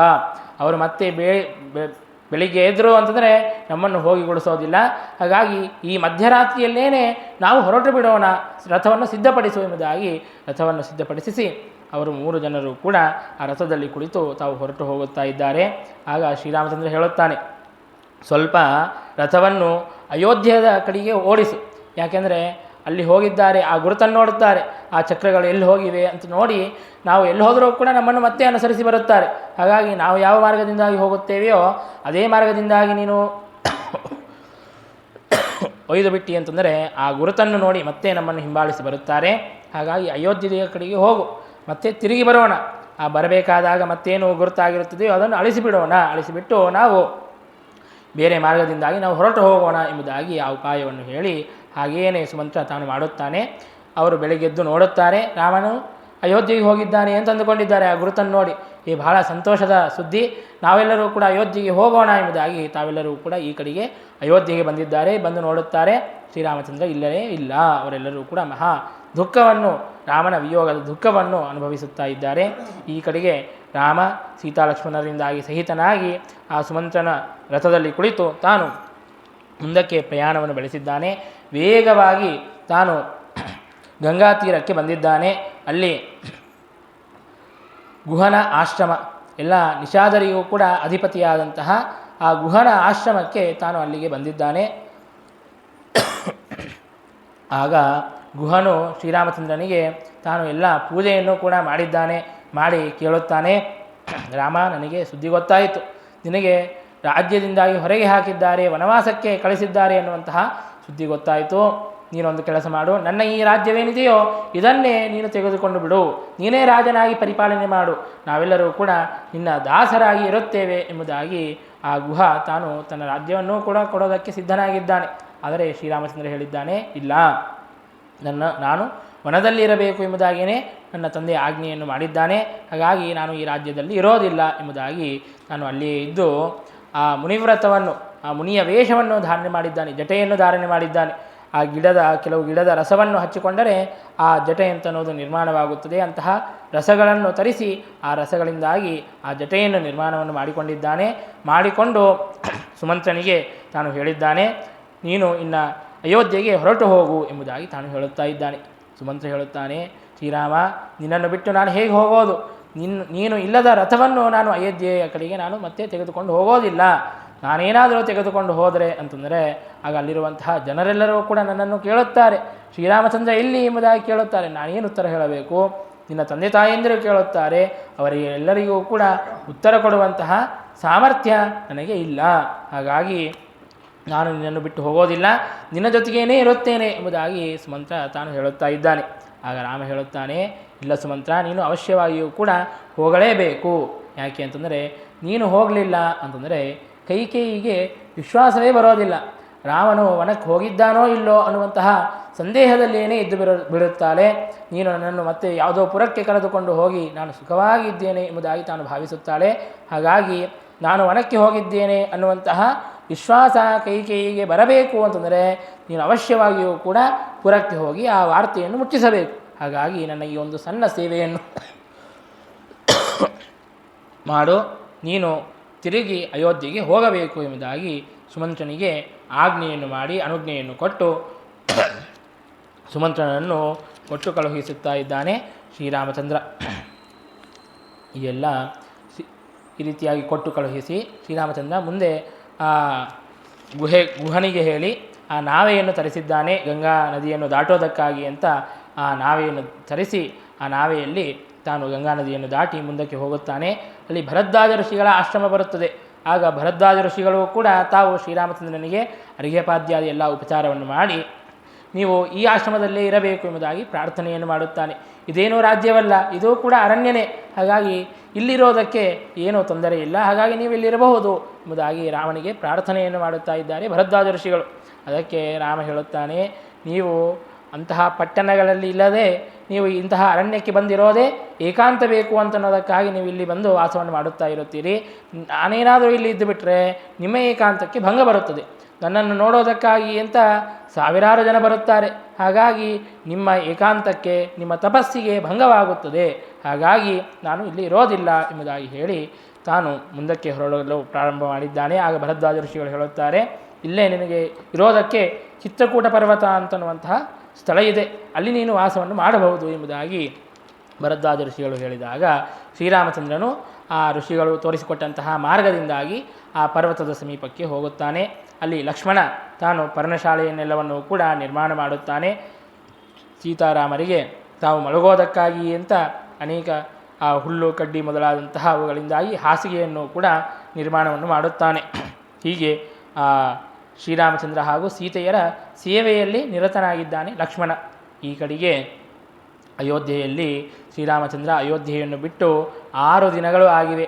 ದಶರಥ ಹಾಗೂ ಕೌಸಲ್ಯ ಅನೇಕ ರೀತಿಯಿಂದಾಗಿ ಶೋಕವನ್ನು ಪಡುತ್ತಾ ಇದ್ದಾರೆ, ವಿಲಾಪವನ್ನು ಮಾಡುತ್ತಾ ಇದ್ದಾರೆ. ಅವರ ಶೋಕ ಅಂತನ್ನೋದು ಮುಗಿಯುತ್ತಾನೇ ಇಲ್ಲ, ಶೋಕ ಅಂತನ್ನೋದು ಸಮಾಧಾನಗೊಳ್ಳುತ್ತಾನೇ ಇಲ್ಲ. ಅನೇಕ ಜನ ಬಂದು ಸಮಾಧಾನವನ್ನು ಮಾಡಿದ್ದಾರೆ.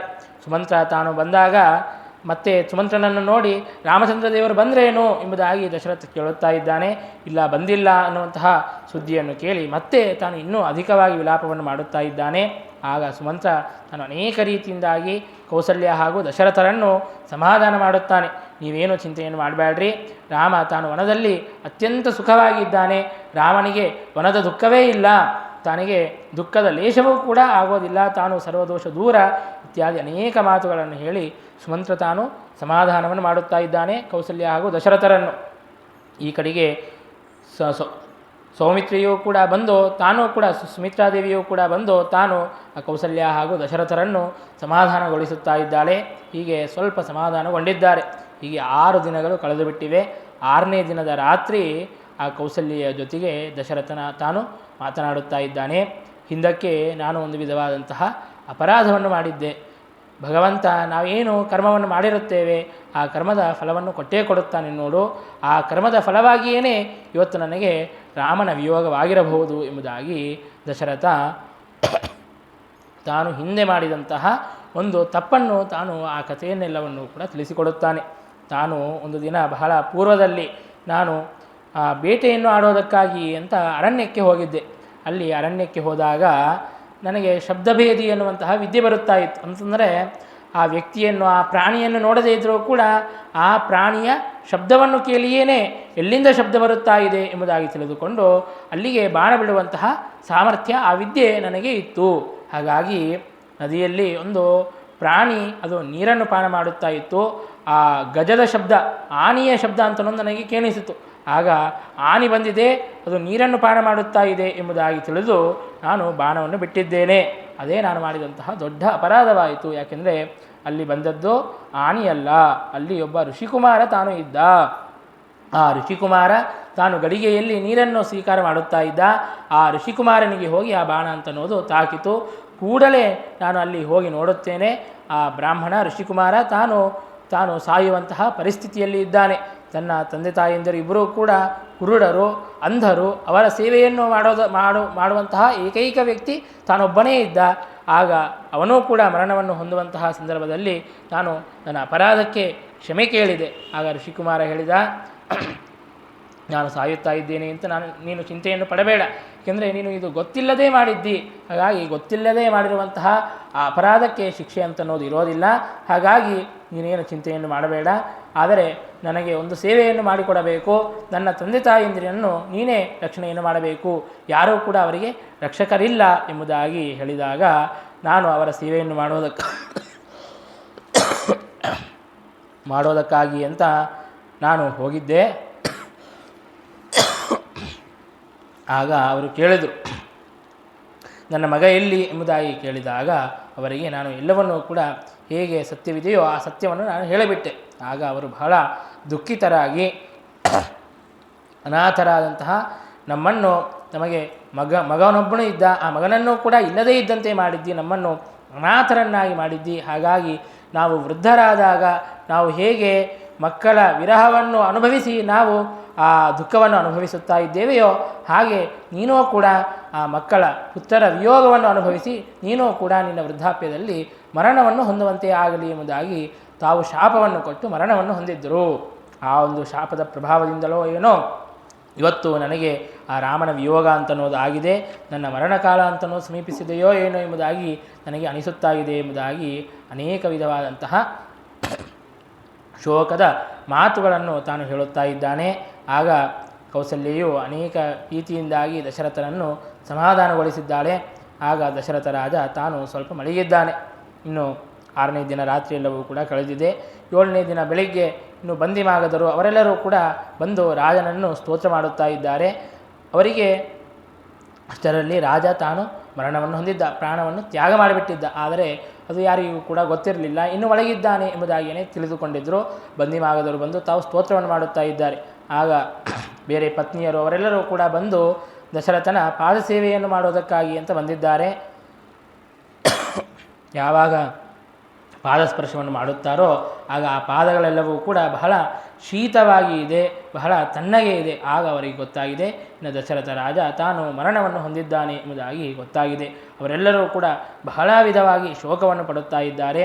ಅವರ ಶೋಕವನ್ನು ನೋಡಿ ಪ್ರತಿಯೊಬ್ಬರಿಗೂ ಕೂಡ ಕರುಣೆ ಉಂಟಾಗಬೇಕು, ದಯೆ ಉಂಟಾಗಬೇಕು ಅನ್ನುವಂತೆ ಅವರೆಲ್ಲರೂ ಕೂಡ ಶೋಕಿಸುತ್ತಾ ಇದ್ದಾರೆ. ಎಲ್ಲ ಹೆಣ್ಣಂದಿರೂ ಕೂಡ ಶೋಕಿಸುತ್ತಾ ಇದ್ದಾರೆ. 350 ಜನ ಪತ್ನಿಯರು ಅವರೆಲ್ಲರೂ ಕೂಡ ಶೋಕಮಗ್ನರಾಗಿದ್ದಾರೆ. ಮೊದಲೇ ರಾಮನ ಒಂದು ವಿಯೋಗದಿಂದಾಗಿ ದುಃಖಿತರಾಗಿದ್ದರು. ಈಗ ಆ ಪತಿಯ ವಿಯೋಗವೂ ಕೂಡ ಆಗಿದೆ, ಆ ವೈಧವ್ಯವೂ ಕೂಡ ಬಂದು ಕಾಡುತ್ತಾ ಇದೆ. ಹಾಗಾಗಿ ಅವರು ಬಹಳ ವಿಧವಾಗಿ ಶೋಕಿಸುತ್ತಾ ಇದ್ದಾರೆ. ಅದರಲ್ಲೂ ಕೂಡ ಕೌಸಲ್ಯೆಯು ಬಹಳ ವಿಲಾಪವನ್ನು ಮಾಡುತ್ತಾ ಇದ್ದಾಳೆ. ಇಲ್ಲಿ ಮಗನ ವಿಯೋಗ, ಈಗ ಗಂಡನ ವಿಯೋಗ ಎಂಬುದಾಗಿ ಬಹಳ ದುಃಖಿಸುತ್ತಾ ಇದ್ದಾಳೆ, ಬಹಳ ಪರಿತಾಪವನ್ನು ಹೊಂದುತ್ತಾ ಇದ್ದಾಳೆ.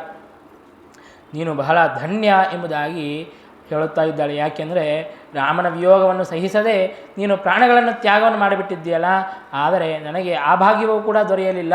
ರಾಮನ ವಿಯೋಗವಾದರೂ ಕೂಡ ನಾನು ಹಾಗೆಯೇ ಜೀವಂತವಾಗಿ ಇದ್ದೇನೆ. ನನ್ನ ಹೃದಯ ಎಷ್ಟು ಕಠಿಣ ಎಂಬುದಾಗಿ ತಾನು ಹೇಳುತ್ತಾ ಇದ್ದಾಳೆ. ನಿನ್ನ ಜೊತೆಗೆ ನಾನೂ ಕೂಡ ಬೆಂಕಿಯಲ್ಲಿ ದೂಕುತ್ತೇನೆ, ನಾನೂ ಕೂಡ ಸಹಗಮನವನ್ನು ಮಾಡುತ್ತೇನೆ, ನಾನು ಇನ್ನು ಬದುಕೋದಿಲ್ಲ ಎಂಬುದಾಗಿ ಅನೇಕ ವಿಧವಾಗಿ ದುಃಖವನ್ನು ವಿಲಾಪವನ್ನು ಮಾಡುತ್ತಾ ಇದ್ದಾಳೆ. ಅವರ ದುಃಖವನ್ನು ಕಂಡು ವಸಿಷ್ಠರು ಅವರಿಗೆ ಉದ್ಬೋಧನೆಯನ್ನು ಮಾಡುತ್ತಾ ಇದ್ದಾರೆ. ಶೋಕವನ್ನು ಪಡಬೇಡ್ರಿ, ಜಾತಸ್ಸಿ ಧ್ರುವೋ ಮೃತ್ಯು. ಹಾಗಾಗಿ ನೀವು ಎಷ್ಟು ಶೋಕವನ್ನು ಪಟ್ಟರೂ ಕೂಡ ಹೋದವರು ತಿರುಗಿ ಬರೋದಿಲ್ಲ ಎಂಬುದಾಗಿ ಅನೇಕ ರೀತಿಯಿಂದಾಗಿ ಸಮಾಧಾನಗೊಳಿಸಿ, ಈಗ ಮಕ್ಕಳು ಯಾರೂ ಕೂಡ ಇಲ್ಲ, ಹಾಗಾಗಿ ಅಂತ್ಯಕಾರ್ಯವನ್ನು ಅಂತ್ಯೇಷ್ಟಿಯನ್ನು ಮಾಡುವವರು ಯಾರು? ಅಷ್ಟರವರೆಗೆ ಆ ದೇಹವನ್ನು ಭರತನನ್ನು ಕರೆದುಕೊಂಡು ಬರಬೇಕು. ತಾನು ಕೇಕೆಯ ದೇಶದಲ್ಲಿ ಇದ್ದಾನೆ, ಮಾತಾಮಹನ ಗೃಹದಲ್ಲಿ. ಹಾಗಾಗಿ ಭರತ ಬರೋವರಿಗೂ ಕೂಡ ಆ ದೇಹವನ್ನು ಸಂರಕ್ಷಿಸಿರಬೇಕು ಎಂಬುದಾಗಿ ಒಂದು ಪೆಟ್ಟಿಗೆಯಲ್ಲಿ ಅನೇಕ ವಿಧವಾದಂತಹ ರಸಗಳನ್ನು ಔಷಧಗಳನ್ನು ಹಾಕಿ ಆ ದೇಹವನ್ನು ಸಂರಕ್ಷಣೆ ಮಾಡಿದ್ದಾರೆ ವಸಿಷ್ಠ ಋಷಿಗಳು. ಕೂಡಲೇ ದೂತರಿಗೆ ಸೈನಿಕರಿಗೆ ಆದೇಶವನ್ನು ಮಾಡಿದ್ದಾರೆ, ಹೋಗಿ ಭರತನನ್ನು ಕರೆದುಕೊಂಡು ಬಾ ಎಂಬುದಾಗಿ ಆ ವಸಿಷ್ಠರು ಆದೇಶವನ್ನು ಮಾಡಿದ್ದಾರೆ. ಆ ದೂತರೆಲ್ಲರೂ ಕೂಡ ಬೇಗನೆ ಹೋಗಿದ್ದಾರೆ. ವಸಿಷ್ಠರು ಒಂದು ಮಾತನ್ನು ಹೇಳಿ ಕಳಿಸುತ್ತಾರೆ, ನೀವು ಹೋಗಿ ಇದು ಯಾವ ಸುದ್ದಿಯನ್ನು ಹೇಳಬೇಡ್ರಿ, ರಾಮನು ರಾಜ್ಯವನ್ನು ಬಿಟ್ಟು ಹೋಗಿದ್ದಾನೆ, ವನವಾಸಕ್ಕೆ ಹೋಗಿದ್ದಾನೆ ಅನ್ನುವಂತಹ ಸುದ್ದಿಯನ್ನು ತಿಳಿಸಬೇಡ್ರಿ, ದಶರಥನು ಮರಣವನ್ನು ಹೊಂದಿದ್ದಾನೆ ಅನ್ನುವಂತಹ ಸುದ್ದಿಯನ್ನು ತಿಳಿಸಬೇಡ್ರಿ, ಕೇವಲ ಸುಮ್ಮನೆ ಹೋಗಿ ರಾಜಾಜ್ಞೆಯಾಗಿದೆ ಬರಬೇಕು ಎಂಬುದಾಗಿ ಇಷ್ಟೇ ಹೇಳ್ರಿ, ಅವನನ್ನು ಬೇಗನೆ ಕರೆದುಕೊಂಡು ಬರ್ರಿ ಎಂಬುದಾಗಿ ಆ ದೂತರಿಗೆ ಹೇಳಿದ್ದಾರೆ. ಆ ದೂತರೆಲ್ಲರೂ ಕೂಡ ಬೇಗನೆ ಶೀಘ್ರವಾಗಿ ಅವರೆಲ್ಲರೂ ಕೂಡ ಹೋಗಿದ್ದಾರೆ. ಅಲ್ಲಿ ಭರತನಿಗೂ ಕೂಡ ಅನೇಕ ದುಷ್ಟ ಶಕುನಗಳು ಕಾಣುತ್ತಾ ಇವೆ. ದುಸ್ವಪ್ನಗಳ ದರ್ಶನ ಅಂತ ಅನ್ನೋದು ಆಗುತ್ತಾ ಇದೆ. ಕರಿ ಮನುಷ್ಯ ತಾನು ಸ್ವಪ್ನದಲ್ಲಿ ಬಂದು ಕಾಣಿಸುತ್ತಾ ಇದ್ದಾನೆ. ಕೆಲವೊಂದು ಪದಾರ್ಥಗಳು ಸ್ವಪ್ನದಲ್ಲಿ ಕಂಡರೆ ಅದು ಮರಣಾದಿ ಅನರ್ಥವನ್ನು ಸೂಚಿಸುತ್ತದೆ. ಅಂತಹ ಅನರ್ಥಗಳನ್ನು ಸೂಚಿಸುವಂತಹ ಅನೇಕ ಸ್ವಪ್ನಗಳ ದರ್ಶನ ಭರತನಿಗೆ ಆಗುತ್ತಾ ಇದೆ. ಇನ್ನು ರಾತ್ರಿ ಮಳೆಗೆ ತಾನು ಬೆಳಿಗ್ಗೆ ಎದ್ದಿದ್ದಾನೆ, ನೋಡುತ್ತಾನೆ ಅಯೋಧ್ಯೆಯಿಂದಾಗಿ ದೂತರೆಲ್ಲ ಬಂದಿದ್ದಾರೆ, ಏನೋ ಕೀಡಾಗಿರಬೇಕು, ಏನೋ ಕೆಟ್ಟಾಗಿರಬೇಕು ಅಂತ ತಾನು ಭಾವಿಸಿದ್ದಾನೆ. ಭಾವಿಸಿ ಕೇಳುತ್ತಾ ಇದ್ದಾನೆ, ರಾಜ್ಯದಲ್ಲಿ ಎಲ್ಲರೂ ಕೂಡ ಕ್ಷೇಮವಾಗಿದ್ದಾರೆಲ್ಲ, ಎಲ್ಲರೂ ಕೂಡ ಕುಶಲರಾಗಿ ಇದ್ದಾರೆ ಅಲ್ಲ ಅಂತ ಕೇಳಿದಾಗ ಅವರೆಲ್ಲರೂ ಕೂಡ ಎಲ್ಲ ಕುಶಲವಾಗಿದೆ, ಆದರೆ ನೀನು ಬೇಗನೆ ಬರಬೇಕು ಎಂಬುದಾಗಿ ರಾಜನ ಆಜ್ಞೆಯಾಗಿದೆ, ಹಾಗಾಗಿ ಬೇಗನೆ ನಡಿ ಎಂಬುದಾಗಿ ಅವರು ಕರೆದುಕೊಂಡು ಬರುತ್ತಾ ಇದ್ದಾರೆ. ಭರತ ತಾನು ಅಯೋಧ್ಯೆಗೆ ಬರುತ್ತಾನೆ. ಬಂದು ನೋಡುತ್ತಾನೆ ಎಲ್ಲ ಪುರದಲ್ಲಿರುವಂತಹ ಜನರೆಲ್ಲರೂ ಕೂಡ ತಾವು ಕಾಂತಿಯನ್ನು ಕಳೆದುಕೊಂಡು ತಾನು ಅಯೋಧ್ಯೆಯನ್ನು ಬಿಟ್ಟು ಹೋಗಬೇಕಾದಾಗ ಆ ಅಯೋಧ್ಯೆಯಲ್ಲಿ ಎಲ್ಲ ಜನರೂ ಕೂಡ ರಾಮನ ಒಂದು ಅಸ್ತಿತ್ವದಿಂದಾಗಿ ಅತ್ಯಂತ ಸಂತೋಷದಿಂದಾಗಿ ಇರ್ತಾ ಇದ್ದರು. ಆದರೆ ತಾನು ಬಂದು ನೋಡುವಂತಹ ಸಂದರ್ಭದಲ್ಲಿ ಎಲ್ಲ ಆ ಆನಂದದ ಗುರುತೂ ಕೂಡ ಸಂತೋಷದ ಗುರುತೂ ಕೂಡ ಇಲ್ಲದೇ ಇದ್ದಂತೆ ಅಯೋಧ್ಯೆಯು ಶೋಕಮಗ್ನವಾಗಿದೆ. ಏನಾಯಿತು ಎಂಬುದಾಗಿ ಚಿಂತಾಕ್ರಾಂತನಾಗಿದ್ದಾನೆ. ತನ್ನ ತಾಯಿಯಾದಂತಹ ಕೈಕೇಯಿಯ ಮನೆಗೆ ಹೋಗಿ ಕೈಕೇಯಿಗೆ ನಮಸ್ಕಾರವನ್ನು ಮಾಡುತ್ತಾನೆ. ನಮಸ್ಕಾರ ಮಾಡಿ, ನನ್ನ ತಂದೆಯಲ್ಲಿ ನಾನು ನನ್ನ ತಂದೆಯನ್ನು ಕಾಣಬೇಕು, ನನ್ನ ತಂದೆಗೆ ನಾನು ನಮಸ್ಕಾರವನ್ನು ಮಾಡಬೇಕು ಎಂಬುದಾಗಿ ಕೇಳಿದಾಗ ಆಗ ಕೈಕೇಯಿ ಹೇಳುತ್ತಾಳೆ, ಇಲ್ಲ, ನಿನ್ನ ತಂದೆ ತಾನು ಸ್ವರ್ಗಸ್ಥನಾಗಿದ್ದಾನೆ, ತಾನು ಮರಣವನ್ನು ಹೊಂದಿದ್ದಾನೆ ಅನ್ನುವಂತಹ ಸುದ್ದಿಯನ್ನು ಹೇಳಿದ ಕೂಡಲೇ ಭರತ ತಾನು ಮೂರ್ಛೆಗೊಂಡಿದ್ದಾನೆ. ಮತ್ತೆ ಸ್ವಲ್ಪ ಹೊತ್ತು ಆದ ಮೇಲೆ ಎಚ್ಚರಗೊಂಡು ತಾನು ಬಹಳ ಶೋಕದಿಂದಾಗಿ ಕೇಳುತ್ತಾ ಇದ್ದಾನೆ, ನನ್ನ ತಂದೆ ತಾನು ಹೇಗೆ ಮರಣವನ್ನು ಹೊಂದಿದ, ಆ ಮರಣವನ್ನು ಹೊಂದುವಂತಹ ಸಂದರ್ಭದಲ್ಲಿ ಕೊನೆಗೆ ಆಡಿದಂತಹ ಶಬ್ದಗಳು ಏನು ಎಂಬುದಾಗಿ ಕೇಳಿದಾಗ ಆಗ ಕೈಕೇಯಿ ಹೇಳುತ್ತಾಳೆ, ಹಾರಾಮ ಹಾಸೀತ ಹಾರಾಮ ಎಂಬುದಾಗಿ ತಾನು ರಾಮನನ್ನೇ ಸ್ಮರಿಸುತ್ತಾ ತಾನು ಪ್ರಾಣವನ್ನು ತ್ಯಾಗ ಮಾಡಿದ್ದಾನೆ. ಅದೇ ತಾನು ಆಡಿದಂತಹ ಕೊನೆಯ ಮಾತುಗಳು ಎಂಬುದಾಗಿ ಕೈಕೇಯಿ ಹೇಳುತ್ತಾ ಇದ್ದಾಳೆ. ಆಗ ಆ ಭರತನಿಗೆ ಅನಿಸುತ್ತದೆ, ಹಾಗಾದರೆ ಶ್ರೀರಾಮಚಂದ್ರ ರಾಜ ಮರಣ ಹೊಂದುವಂತಹ ಸಂದರ್ಭದಲ್ಲಿ, ತಂದೆ ಮರಣ ಹೊಂದುವಂತಹ ಸಂದರ್ಭದಲ್ಲಿ ರಾಮಚಂದ್ರ ದೇವರು ಇರಲಿಲ್ಲವೇ? ನನ್ನ ಅಣ್ಣ ಎಲ್ಲಿದ್ದಾನೆ, ತಾನು ಎಲ್ಲಿಗೆ ಹೋಗಿದ್ದಾನೆ ಎಂಬುದಾಗಿ ಕೇಳಿದಾಗ ಆಗ ಕೈಕೇಯಿ ಹೇಳುತ್ತಾಳೆ, ಇಲ್ಲ, ರಾಮಚಂದ್ರ ದೇವರು ತಾವು ವನವಾಸಕ್ಕೆ ಹೋಗಿದ್ದಾನೆ ರಾಮ ಎಂಬುದಾಗಿ ಹೇಳಿದಾಗ, ತಾನು ವನವಾಸಕ್ಕೆ ಯಾಕೆ ಹೋಗಬೇಕು? ತಾನು ಯಾರಿಗೂ ಕೂಡ ಒಂದು ಸ್ವಲ್ಪನೂ ಕೂಡ ಅಪರಾಧವನ್ನು ಮಾಡೋದೇ ಇಲ್ಲ, ಅಂತಹ ಯಾವ ಅಪರಾಧವನ್ನು ಕೂಡ ಮಾಡದೇ ಇರುವಂತಹ ದೋಷ ದೂರನಾದಂತಹ ರಾಮನು ತಾನು ವನವಾಸಕ್ಕೆ ಯಾಕೆ ಹೋಗಿದ್ದಾನೆ, ಅಲ್ಲಿ ಕಾರಣವೇನು ಎಂಬುದಾಗಿ ತಾನು ಕೇಳಿದಾಗ ಆಗ ಕೈಕೇಯಿ, ಇನ್ನೇನು ನಾನು ಆ ಸುದ್ದಿಯನ್ನು ಹೇಳಿದರೆ ಭರತ ನನ್ನನ್ನು ಭಾರಿ ಮೆಚ್ಚಿಕೊಳ್ಳುತ್ತಾನೆ, ಭರತನಿಗೆ ನಾನು ಅತ್ಯಂತ ಪ್ರಿಯಲಾಗುತ್ತೇನೆ ಅನ್ನುವಂತೆ ಆ ಕೈಕೇಯಿ ಆ ವಾರ್ತೆಯನ್ನು ಹೇಳುತ್ತಾ ಇದ್ದಾಳೆ. ನಾನೇ ಆ ರಾಮನನ್ನು ವನವಾಸಕ್ಕೆ ಕಳಿಸಿಕೊಟ್ಟಿದ್ದೇನೆ. ರಾಮನಿಗೆ ರಾಜ್ಯಾಭಿಷೇಕವನ್ನು ಮಾಡಬೇಕು ಅಂತ ನಿನ್ನ ತಂದೆ ಸಿದ್ಧನಾಗಿದ್ದ, ಆದರೆ ನಿನಗೆ ರಾಜ್ಯವನ್ನು ಕೊಡಿಸಬೇಕು ಅಂತ, ನಿನಗೆ ಉಪಕಾರವನ್ನು ಮಾಡೋದಕ್ಕಾಗಿ, ನಿನಗೆ ಶುಭವನ್ನು ಮಾಡೋದಕ್ಕಾಗಿ ಅಂತ ನಾನೇ ನಿನ್ನ ಅಣ್ಣನನ್ನು ರಾಮನನ್ನು ವನಕ್ಕೆ ಕಳಿಸಿಕೊಟ್ಟಿದ್ದೇನೆ ಎಂಬುದಾಗಿ ಹೇಳುತ್ತಾ ಇದ್ದಾಳೆ. ಈಗ ನೀನು ಚಿಂತೆ ಪಡೆಯುವಂತಹ ಅವಸರವೇ ಇಲ್ಲ, ನೀನೇ ರಾಜನಾಗುತ್ತಿ ಅಂತ ಈ ರೀತಿಯಾಗಿ ಹೇಳಿದಾಗ ಭರತ ತಾನು ಬಹಳ ರೀತಿಯಿಂದಾಗಿ ಆ ತಾಯಿಯನ್ನು ಬೈಯುತ್ತಾ ಇದ್ದಾನೆ. ಬ್ರಹ್ಮಭ್ರೂಣ ವಧಾಭ್ಯಾಂಚ ದೋಷೋ ಲಕ್ಷಗುಣೋಲ್ಬಣೌ. ನೀನು ಬ್ರಹ್ಮಹತ್ಯೆ, ಸ್ತ್ರೀ ಹತ್ಯೆ, ಭ್ರೂಣ ಹತ್ಯೆ, ಸಣ್ಣ ಸಣ್ಣ ಶಿಶುಗಳ ಹತ್ಯೆಯನ್ನು ಮಾಡಿದರೆ ಏನೇನು ಪಾಪಗಳು ಬರಬೇಕೋ ಆ ಎಲ್ಲ ಪಾಪಗಳಿಗಿಂತಲೂ ಕೂಡ ಲಕ್ಷಪಟ್ಟು ಅಧಿಕವಾದಂತಹ ಪಾಪವನ್ನು ಮಾಡಿದ್ದಿ, ಕೋಟಿಪಟ್ಟು ಅಧಿಕವಾದಂತಹ ಪಾಪವನ್ನು ಮಾಡಿದ್ದಿ. ಎಲ್ಲ ಪಾಪಗಳನ್ನು ಮಾಡಿದರೆ ಏನು ಆ ದೋಷ ಬರಬೇಕು, ಆ ಎಲ್ಲ ದೋಷವೂ ಕೂಡ ನಿನ್ನಲ್ಲಿ ಇದೆ. ಇಂತಹ ದೊಡ್ಡ ಅಪರಾಧವನ್ನು ಮಾಡಿಬಿಟ್ಟು ಅದು ಕೂಡ ನನಗಾಗಿ ಮಾಡಿದ್ದಿ ಅಂತ ಹೇಳುತ್ತಾ ಇದೆಯಲ್ಲ, ನನಗೂ ಕೂಡ ಘೋರವಾದಂತಹ ಅನರ್ಥಗಳು ಆಗುತ್ತವೆ ಎಂಬುದಾಗಿ ಭರತ ತಾನು ಬೈಯುತ್ತಾ ಇದ್ದಾನೆ. ಕೈಕೇಯಿ ತಾನೇನು ಅಂದುಕೊಂಡಿದ್ಲು ಅಂತಂದರೆ, ಭರತ ನನ್ನನ್ನು ಬಹಳ ಮೆಚ್ಚಿಕೊಳ್ಳುತ್ತಾನೆ, ನಾನು ಭರತನಿಗೆ ಅತ್ಯಂತ ಪ್ರಿಯಳಾಗುತ್ತೇನೆ ಎಂಬುದಾಗಿ ಅಂದುಕೊಂಡಿದ್ಲು. ಆದರೆ ಭರತ ತಾನು ತಾಯಿಯನ್ನು ಬೈಯುತ್ತಾ ಇದ್ದಾನೆ, ನಿಂದಿಸುತ್ತಾ ಇದ್ದಾನೆ ಅಂತಂದರೆ ಭರತ ನಮಗೆ ತೋರಿಸಿಕೊಡುತ್ತಾನೆ. ಅವರು ತಂದೆ ತಾಯಿಯಿಂದಲೇ ಆಗಿರಬಹುದು, ಬಂಧು ಬಾಂಧವರೇ ಆಗಿರಬಹುದು, ಮಿತ್ರರೇ ಆಗಿರಬಹುದು, ಯಾರೇ ಆಗಿದ್ದರೂ ಕೂಡ ಭಗವಂತನ ವಿರೋಧವನ್ನು ಮಾಡುತ್ತಾರೆ. ಭಗವಂತನಿಗೆ ಪ್ರಿಯರಾಗಿರಲಿಲ್ಲ ಅಂತಂದರೆ ಅವರಿಗೆ ಆ ಕಾರ್ಯದಲ್ಲಿ ಸಹಕಾರವನ್ನು ಮಾಡಬಾರದು. ಭಗವಂತನಿಗೆ ವಿರೋಧ ಮಾಡುವಂತಹ ಕಾರ್ಯದಲ್ಲಿ ಎಂದೂ ಕೂಡ ಸಹಕಾರವನ್ನು ಮಾಡಬಾರದು ಅಂತನ್ನೋದನ್ನು ತೋರಿಸಿಕೊಡುತ್ತಾ ಇದ್ದಾನೆ ಭರತ. ಭಾಗವತದ ಒಂದು ಶ್ಲೋಕವೂ ಕೂಡ ನಮಗೆ ನೆನಪಾಗುತ್ತದೆ. ಗುರುರ್ನ ಸಸ್ಯಾತ್ ಸ್ವಜನೋ ನ ಸಸ್ಯಾತ್ ಪಿತಾ ನ ಸಸ್ಯಾತ್ ಜನನೀ ನ ಸಾ ಸ್ಯಾತ್ ದೈವಂ ನ ತತ್ ಸ್ಯಾತ್ ನ ಪತಿಷ್ಠ ಸಸ್ಯಾತ್ ನಮೋಚಯೇತ್ಯಸ್ ಸಮುಪೇತ ಮೃತ್ಯುಂ. ಯಾರು ನಮಗೆ ಮೋಚಕರಾಗೋದಿಲ್ಲ ಅವರು ಗುರುಗಳೇ ಆಗಿರಬಹುದು, ಅಥವಾ ತಂದೆ ತಾಯಿಂದರೇ ಆಗಿರಬಹುದು, ಬಂಧು ಬಾಂಧವರೇ ಆಗಿರಬಹುದು. ಅವರು ಕೇವಲ ಸಂಸಾರದಲ್ಲಿ ಮಗ್ನರಾಗಿದ್ದರು, ಅವರು ನಮಗೆ ಮೋಚಕರಾಗಿರಲಿಲ್ಲ, ಧರ್ಮಕ್ಕೆ ವಿರುದ್ಧರಾಗಿದ್ದರು, ಭಗವಂತನ ದೇಶಿಗಳಾಗಿದ್ದರು ಅಂತಂದರೆ ಅವರು ನಮಗೆ ತಂದೆ ತಾಯಿಂದಿರಲ್ಲ. ಅವರು ನಮಗೆ ಗುರುಗಳು ಅಂತ ಸ್ಥಾನದಲ್ಲಿದ್ದರೂ ಕೂಡ ಅವರು ಗುರುಗಳಾಗೋದಿಲ್ಲ, ಗುರುಗಳು ಅಂತ ಕರೀಲಿಕ್ಕೆ ಅವರು ಯೋಗ್ಯರೇ ಆಗೋದಿಲ್ಲ. ಯಾರು ಮೋಚಕರಾಗುತ್ತಾರೆಯೋ ಅವರೇ ಗುರುಗಳು ಅಂತ ಕರೆಸಿಕೊಳ್ಳುತ್ತಾರೆ, ಅವರೇ ನಿಜವಾದಂತಹ ಬಂಧು ಬಾಂಧವರು, ಅವರೇ ನಿಜವಾದಂತಹ ತಂದೆ ತಾಯಿಯಂದಿರು ಎಂಬುದಾಗಿ ಭಾಗವತ ನಮಗೆ ತಿಳಿಸಿಕೊಡುತ್ತದೆ. ಹಾಗಾಗಿ ಮೋಚಕರಾಗೋದು ಅಂತನ್ನುವಂತಹ ಶಬ್ದಕ್ಕೆ ಅರ್ಥವೇನು ಅಂತಂದರೆ ಅವರೆಲ್ಲರೂ ಕೂಡ ಭಗವದ್ಭಕ್ತರಾಗಿದ್ದು ಭಗವಂತನ ಭಕ್ತಿಯನ್ನು ಮಾಡೋದಕ್ಕೆ, ಭಗವಂತನ ಸೇವೆಯನ್ನು ಮಾಡೋದಕ್ಕೆ ಅವರು ಅನುಕೂಲರಾಗಿದ್ದರೆ ಆಗ ಅವರು ನಿಜವಾದಂತಹ ಅರ್ಥದಲ್ಲಿ ಗುರುಗಳು, ತಂದೆ ತಾಯಿಯಂದಿರು, ಬಂಧು ಬಾಂಧವರು ಅಂತ ಆಗುತ್ತಾರೆ. ಆ ಮಾತನ್ನು, ಆ ಸಂದೇಶವನ್ನು ಪರಿಪಾಲನೆ ಮಾಡುತ್ತಾ ಭರತ ತಾನು ಹೇಳುತ್ತಾನೆ, ನೀನು ಎಲ್ಲ ಅಪರಾಧಗಳಿಗೂ ಕೂಡ ಆಶ್ರಯಲಾಗಿದ್ದಿ, ಇಂತಹ ಅಪರಾಧ ನೀನು ಮಾಡುತ್ತಿ ಅಂತ ನಾನು ಅಂದುಕೊಂಡಿರಲಿಲ್ಲ. ನೀನು ಕೇಕಯ್ಯ ದೇಶದ ರಾಜನಾದಂತಹ ಅಶ್ವಪತಿಯ ಮಗನಲ್ಲ, ನೀನು ರಾಕ್ಷಸಿಯ ಮಗಳಾಗಿದ್ದಿ, ನೀನು ಬಹಳ ದುಷ್ಟಳು ಎಂಬುದಾಗಿ ಅನೇಕ ರೀತಿಯಿಂದಾಗಿ ಬೈಯುತ್ತಾ ಇದ್ದಾನೆ. ತನಗೆ ಆ ಶೋಕ ಅಂತ ಅನ್ನೋದು ಬರುತ್ತಾ ಇದೆ, ಸಿಟ್ಟು ಬರುತ್ತಾ ಇದೆ, ಏನು ಮಾಡಬೇಕೋ ಗೊತ್ತಾಗುತ್ತಾ ಇಲ್ಲ, ಅಂತಹ ದುಃಖದ ಪರಿಸ್ಥಿತಿಯಲ್ಲಿ ಇದ್ದಾನೆ.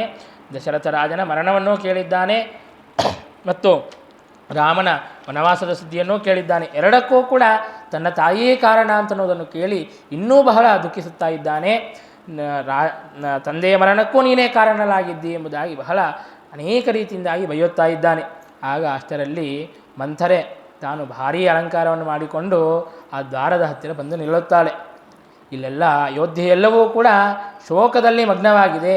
ಆ ಮಂಥರೆ ಮಾತ್ರ ರಾಮನ ವಿಯೋಗವೂ ಆಗಿದೆ, ರಾಜನ ವಿಯೋಗವೂ ಆಗಿದೆ. ಹಾಗಿದ್ರೂ ಕೂಡ ಮಂಥರೆ ಮಾತ್ರ ತಾನು ಅತ್ಯಂತ ಸಂಭ್ರಮದಿಂದಾಗಿ ಆ ರಾಜ್ಯಾಭಿಷೇಕವಿದ್ದಾಗ ತಾನೇನು ಅಲಂಕಾರ ಮಾಡಿಕೊಂಡಿರಲಿಲ್ಲ. ಈಗ ತಾನು ಎಲ್ಲ ಆಭರಣಗಳನ್ನು ಕೂಡ ಧಾರಣೆ ಮಾಡಿ ಕೈಕೇಯಿ ಸಂತೋಷದಿಂದಾಗಿ ನನ್ನ ಮಗನಿಗೆ ರಾಜ್ಯವನ್ನು ಕೊಡಿಸುತ್ತಾ ಇದ್ದೀಯಂತ ಏನು ಆಭರಣಗಳನ್ನು ಕೊಟ್ಟಿದ್ಲೋ ಆ ಎಲ್ಲ ಆಭರಣಗಳನ್ನು ಕೂಡ ಹಾಕಿಕೊಂಡು ಬಂದಿದ್ದಾಳೆ. ಆಗ ಅಲ್ಲಿರುವಂತಹ ದ್ವಾರಪಾಲಕರೆಲ್ಲ ಶತ್ರುಘ್ನನಿಗೆ ಭರತರಿಗೆ ಹೇಳುತ್ತಾರೆ, ನೋಡ್ರಿ, ಎಲ್ಲ ದುಷ್ಟವಾದಂತಹ ಕಾರ್ಯಕ್ಕೆ ಈ ಮಂಥರೆಯೇ ಕಾರಣಗಳಾಗಿದ್ದಾಳೆ. ಆಕೆಯೇ ನಿಮ್ಮ ತಾಯಿಯ ಆ ಬುದ್ಧಿಯನ್ನು ಕೆಡಿಸಿ ಆ ರೀತಿಯಾಗಿ ಪ್ರಚೋದನೆಯನ್ನು ಮಾಡಿದ್ದಾಳೆ ಎಂಬುದಾಗಿ ಈ ಸುದ್ದಿಯನ್ನು ಕೇಳಿದಾಗ ಶತ್ರುಘ್ನನಿಗೆ ಬಹಳ ಕೋಪ ಬರುತ್ತದೆ. ಅವನಿಗೆ ಆ ಕ್ರೋಧವನ್ನು ತಡೆಯಲು ಸಾಧ್ಯವಾಗೋದಿಲ್ಲ. ಕೂಡಲೇ ಹೋಗಿ ಆ ಮಂಥರೆಯನ್ನು ಸರಸರ ಎಳೆದುಕೊಂಡು ಬರುತ್ತಾನೆ. ಬಂದು ಭರತನಿಗೆ ಹೇಳುತ್ತಾನೆ, ನೋಡು ಭರತ, ನೀನು ಆಜ್ಞೆಯನ್ನು ಕೊಟ್ಟಿ ಅಂತಂದರೆ ನಾನು ಈಕೆಯನ್ನು ಸಂಹಾರ ಮಾಡಿಬಿಡುತ್ತೇನೆ ಎಂಬುದಾಗಿ ಆ ಶತ್ರುಘ್ನ ಹೇಳಿದಾಗ ಆಗ ಭರತ ತಾನೊಂದು ಮಾತನ್ನು ಹೇಳುತ್ತಾನೆ, ನೀನು ಸಂಹಾರ ಮಾಡೋದೇನು, ನಾನು ಕೂಡ ನನಗೆ ಬರುವಂತಹ ಸಿಟ್ಟಿನಿಂದಾಗಿ ನನ್ನ ತಾಯಿಯನ್ನೇ ಸಂಹಾರ ಮಾಡುತ್ತಾ ಇದ್ದೆ. ಆದರೆ ಒಂದೇ ಒಂದು ವಿಷಯಕ್ಕೆ ನಾನು ಹಿಂದೆ ಜರಿಯುತ್ತಾ ಇದ್ದೇನೆ. ನಾನೇನಾದರೂ ಸ್ತ್ರೀವಧವನ್ನು ಮಾಡಿಬಿಟ್ರೆ ಆಗ ಶ್ರೀರಾಮಚಂದ್ರ ನನ್ನ ಮುಖವನ್ನೂ ನೋಡೋದಿಲ್ಲ. ಸ್ತ್ರೀವಧನವನ್ನು ಮಾಡಿರುವಂತಹ ಪಾಪಿಷ್ಠ ಇವನು ಎಂಬುದಾಗಿ ನನ್ನ ಮುಖವನ್ನು ನೋಡೋದಿಲ್ಲ, ನನ್ನನ್ನು ಮಾತನಾಡಿಸೋದಿಲ್ಲ. ಆ ಒಂದು ಶಂಕೆಯಿಂದಾಗಿ ಮತ್ತೆ ನಾನು ರಾಮನ ಮುಖವನ್ನು ನೋಡಬೇಕು, ರಾಮನ ಜೊತೆಗೆ ನಾನು ಮಾತನಾಡಬೇಕು ಅನ್ನುವಂತಹ ಆ ಒಂದು ಭಾವನೆಯಿಂದಾಗಿ ನಾನು ಏನೂ ಮಾಡುತ್ತಾ ಇಲ್ಲ. ಹಾಗಾಗಿ ನೀನು ಬಿಟ್ಟು ಬಿಡು, ಅವರ ಪಾಪವನ್ನು, ಅವರ ಪಾಪದ ಫಲವನ್ನು ಅವರೇ ಭೋಗಿಸುತ್ತಾರೆ ಎಂಬುದಾಗಿ ಹೇಳಿ ತಾನು ಶೋಕದಿಂದಾಗಿ ಅಳುತ್ತಾ ಇದ್ದಾನೆ.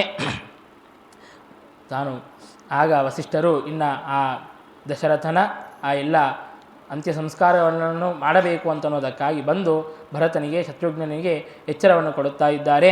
ನಡಿರಿ, ಈ ಶೋಕದಲ್ಲಿ ಮಗ್ನರಾಗಿದ್ದು ಸಾಕು, ಇನ್ನು ಆ ದೇಹದ ಸಂಸ್ಕಾರಗಳನ್ನು ಮಾಡಬೇಕು ಎಂಬುದಾಗಿ ಆ ಶಿಬಿಕೆಯನ್ನೆಲ್ಲವನ್ನು ಕೂಡ ಸಿದ್ಧಪಡಿಸಿದ್ದಾರೆ. ಆ ದೇಹವನ್ನು ಆ ಶಿಬಿಕೆಯ ಮೇಲೆ ಇಟ್ಟು ಆ ಸ್ಮಶಾನಕ್ಕೆ ಕರೆದುಕೊಂಡು ಹೋಗಿ ಆ ತೀರದಲ್ಲಿ, ನದಿ ತೀರದಲ್ಲಿ, ಸರಿಯೂ ನದಿ ತೀರದಲ್ಲಿ ಆ ದೇಹದ ಅಂತ್ಯೇಷ್ಟಿಯನ್ನೆಲ್ಲವನ್ನು ಕೂಡ ದಹನ ಸಂಸ್ಕಾರವನ್ನು ಮಾಡಿದ್ದಾರೆ. 13 ದಿನಗಳು ಏನು ಎಲ್ಲ ಕೃತ್ಯಗಳನ್ನು ಮಾಡಬೇಕು, ಆ ಎಲ್ಲ ಅಂತ್ಯ ಕರ್ಮಗಳನ್ನೆಲ್ಲವನ್ನು ಕೂಡ ಅತ್ಯಂತ ಶ್ರದ್ಧೆಯಿಂದಾಗಿ ಆಚರಿಸಿ ಬ್ರಾಹ್ಮಣರಿಗೆ ಬಹುವಿಧವಾದಂತಹ ದಾನಗಳನ್ನು ಮಾಡಿದ್ದಾರೆ.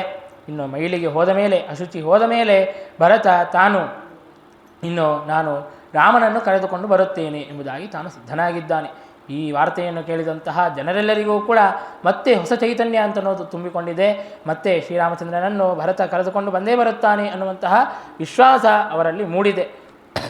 ಅವರೆಲ್ಲರೂ ಕೂಡ ನಾವು ಕೂಡ ನಿಮ್ಮ ಜೊತೆಗೆ ನಾವು ರಾಮನ ದರ್ಶನವನ್ನು ಪಡೆಯೋದಕ್ಕಾಗಿ ಅಂತ ಬರುತ್ತೇವೆ, ನಾವೆಲ್ಲರೂ ಕೂಡ ಅತ್ಯಂತ ಸಂಭ್ರಮದಿಂದಾಗಿ ರಾಮನನ್ನು ಸ್ವಾಗತವನ್ನು ಮಾಡೋಣ ಎಂಬುದಾಗಿ ತಾವೆಲ್ಲರೂ ಕೂಡ ಸಿದ್ಧರಾಗಿದ್ದಾರೆ. ಭರತ ತಾನು ಊರಿನ ಜನರೆಲ್ಲರನ್ನೂ ಕೂಡ ಕರೆದುಕೊಂಡು ತಾನು ಆ ವನಕ್ಕೆ ಹೋಗುತ್ತಾ ಇದ್ದಾನೆ. ಕೈಕೇಯಿಯೂ ಕೂಡ ಬಂದಿದ್ದಾಳೆ, ಮಂಥರೆಯೂ ಕೂಡ ಬಂದಿದ್ದಾಳೆ. ಅವರನ್ನು ಹಾದುದ್ದಕ್ಕೂ ಬೈಯುತ್ತಾ ಕರೆದುಕೊಂಡು ಹೋಗುತ್ತಾ ಇದ್ದಾನೆ ಭರತ ಹಾಗೂ ಶತ್ರುಘ್ನರು. ಅವರು ಕೂಡ ರಾಮನು ಹೋದಂತಹ ಮಾರ್ಗದಿಂದಲೇ ಹೋಗುತ್ತಾ ಇದ್ದಾರೆ. ಅಲ್ಲೆಲ್ಲ ವನದ ಪ್ರದೇಶ ಆಗಿದ್ದರೂ ಕೂಡ ಆ ಎಲ್ಲ ಮಾರ್ಗವನ್ನು ಸಿದ್ಧಪಡಿಸಿಕೊಂಡು ಅವರು ಮುಂದಕ್ಕೆ ಹೋಗಿದ್ದಾರೆ. ಸರಿಯಾಗಿ ಗುಹನ ಆಶ್ರಮಕ್ಕೆ ಬಂದಿದ್ದಾರೆ. ಆಗ ಗುಹ ಅಂದುಕೊಳ್ಳುತ್ತಾನೆ, ಈ ತಾಯಿಯೇ ಕೈಕೇಯಿಯೇ ಬಹಳ ಕೆಟ್ಟವಳು ಅಂತ ಅಂದುಕೊಂಡ್ರೆ ಅವನ ಮಗ ಇನ್ನೂ ಕ್ರೂರರಿದ್ದಂತೆ ಇದ್ದಾನೆ. ರಾಮನನ್ನು ವನಕ್ಕೆ ಕಳಿಸಿದ್ದಾಳೆ ಆ ಕೈಕೇಯಿ. ಈ ಭರತ ಅವನನ್ನು ವನದಲ್ಲೂ ಕೂಡ ಬದುಕಿಸೋದಿಲ್ಲವೋ ಏನೋ, ಅಲ್ಲಿಯೂ ಕೂಡ ಬದುಕೋದಕ್ಕೆ ಅವಕಾಶವನ್ನು ಮಾಡಿಕೊಡೋದಿಲ್ಲವೋ ಏನೋ ಗೊತ್ತಿಲ್ಲ. ಅಲ್ಲಿಯೂ ಕೂಡ ಅವನ ಮೇಲೆ ಯುದ್ಧವನ್ನು ಆಡಿ ಸಂಹಾರ ಮಾಡೋದಕ್ಕಾಗಿ ಹೊರಟಿದ್ದಾನೆ ಅಂತ ಗುಹ ಭಾವಿಸಿ ತನ್ನ ಸೈನಿಕರೆಲ್ಲರಿಗೂ ಕೂಡ ತಾನು ಎಚ್ಚರವನ್ನು ಕೊಟ್ಟಿದ್ದಾನೆ. ನೀವೆಲ್ಲರೂ ಕೂಡ ಸಿದ್ಧರಾಗಿರ್ರಿ, ನಾನು ಭರತನ ಜೊತೆಗೆ ಮಾತನಾಡಿಸುತ್ತೇನೆ. ಅವನೇನಾದರೂ ರಾಮನ ಜೊತೆಗೆ ಯುದ್ಧವನ್ನು ಮಾಡೋದಕ್ಕಾಗಿ ಅಂತ ಹೊರಟಿದ್ದಾನೆ ಅಂತ ಗೊತ್ತಾದರೆ ಆಗ ನಾವೆಲ್ಲರೂ ಕೂಡ ಯುದ್ಧವನ್ನು ಮಾಡಿ ಭರತನನ್ನು ಇಲ್ಲೇ ಸೋಲಿಸಿಬಿಡೋಣ ಎಂಬುದಾಗಿ ಗುಹ ತಾನು ಅವರೆಲ್ಲರಿಗೂ ಕೂಡ ಹೇಳಿ ತಾನು ಇಲ್ಲಿ ಭರತನ ಜೊತೆಗೆ ಮಾತನಾಡಿಸಲು ಬಂದಿದ್ದಾನೆ. ಆಗ ಭರತನ ಜೊತೆಗೆ ಮಾತನಾಡಿದಾಗ ಆಗ ಭರತ ತಾತ್ವಿಕ ಅಂತನ್ನೋದು ಗೊತ್ತಾಗುತ್ತದೆ. ಅಂದರೆ ಕೈಕೇಯಿಯ ಮಗನಾದದ್ದರಿಂದಾಗಿ ಆ ವಿಧವಾದಂತಹ ಶಂಕೆ ಬಂದಿತ್ತು. ಆದರೆ ಮಾತನಾಡಿದಾಗ ನನ್ನ ಅಣ್ಣನನ್ನು ಮತ್ತೆ ನಾನು ಅಯೋಧ್ಯೆಗೆ ಕರೆದುಕೊಂಡು ಬರೋದಕ್ಕಾಗಿ ಅಂತ ನಾನು ಹೊರಟಿದ್ದೇನೆ ಎಂಬುದಾಗಿ ಹೇಳಿದಾಗ ಆಗ ಗುಹನು ಶ್ರೀರಾಮಚಂದ್ರ ಹೋದಂತಹ ಮಾರ್ಗವನ್ನು ತಿಳಿಸಿಕೊಡುತ್ತಾನೆ. ಆಗ ಭರತ ಸರಿಯಾಗಿ ಅದೇ ಮಾರ್ಗದಿಂದಾಗಿ ಹೋಗುವಂತಹ ಸಂದರ್ಭದಲ್ಲಿ ಇನ್ನೂ ಇವರೆಲ್ಲರೂ ಕೂಡ ದೂರದಲ್ಲಿ ಇದ್ದಾರೆ.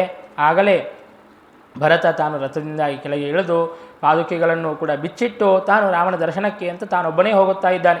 ಎಲ್ಲರನ್ನೂ ಕೂಡ ಇಲ್ಲಿಯೇ ಇರ್ರಿ ಎಂಬುದಾಗಿ ತಡೆದಿದ್ದಾನೆ. ಅವರೆಲ್ಲರೂ ಅಷ್ಟೆಲ್ಲ ದೊಡ್ಡ ಸೈನ್ಯ, ಇಡೀ ಅಯೋಧ್ಯಾಪುರವೇ ಅಲ್ಲಿಗೆ ಬಂದರೆ ಅಲ್ಲೆಲ್ಲ ಎಷ್ಟು ಶಬ್ದವಾಗಿರಲಿಕ್ಕಿಲ್ಲ. ಹಾಗಾಗಿ ಲಕ್ಷ್ಮಣ ಯಾರೋ ಬರುತ್ತಾ ಇದ್ದಾರೆ, ಏನೋ ಆಗುತ್ತಾ ಇದೆ ಎಂಬುದಾಗಿ ತಾನು ಗಿಡವನ್ನು ಏರಿ ನೋಡಿದ್ದಾನೆ. ಭರತ, ಶತ್ರುಘ್ನ ಇವರೆಲ್ಲರೂ ಕೂಡ ಬಂದಿದ್ದಾರೆ.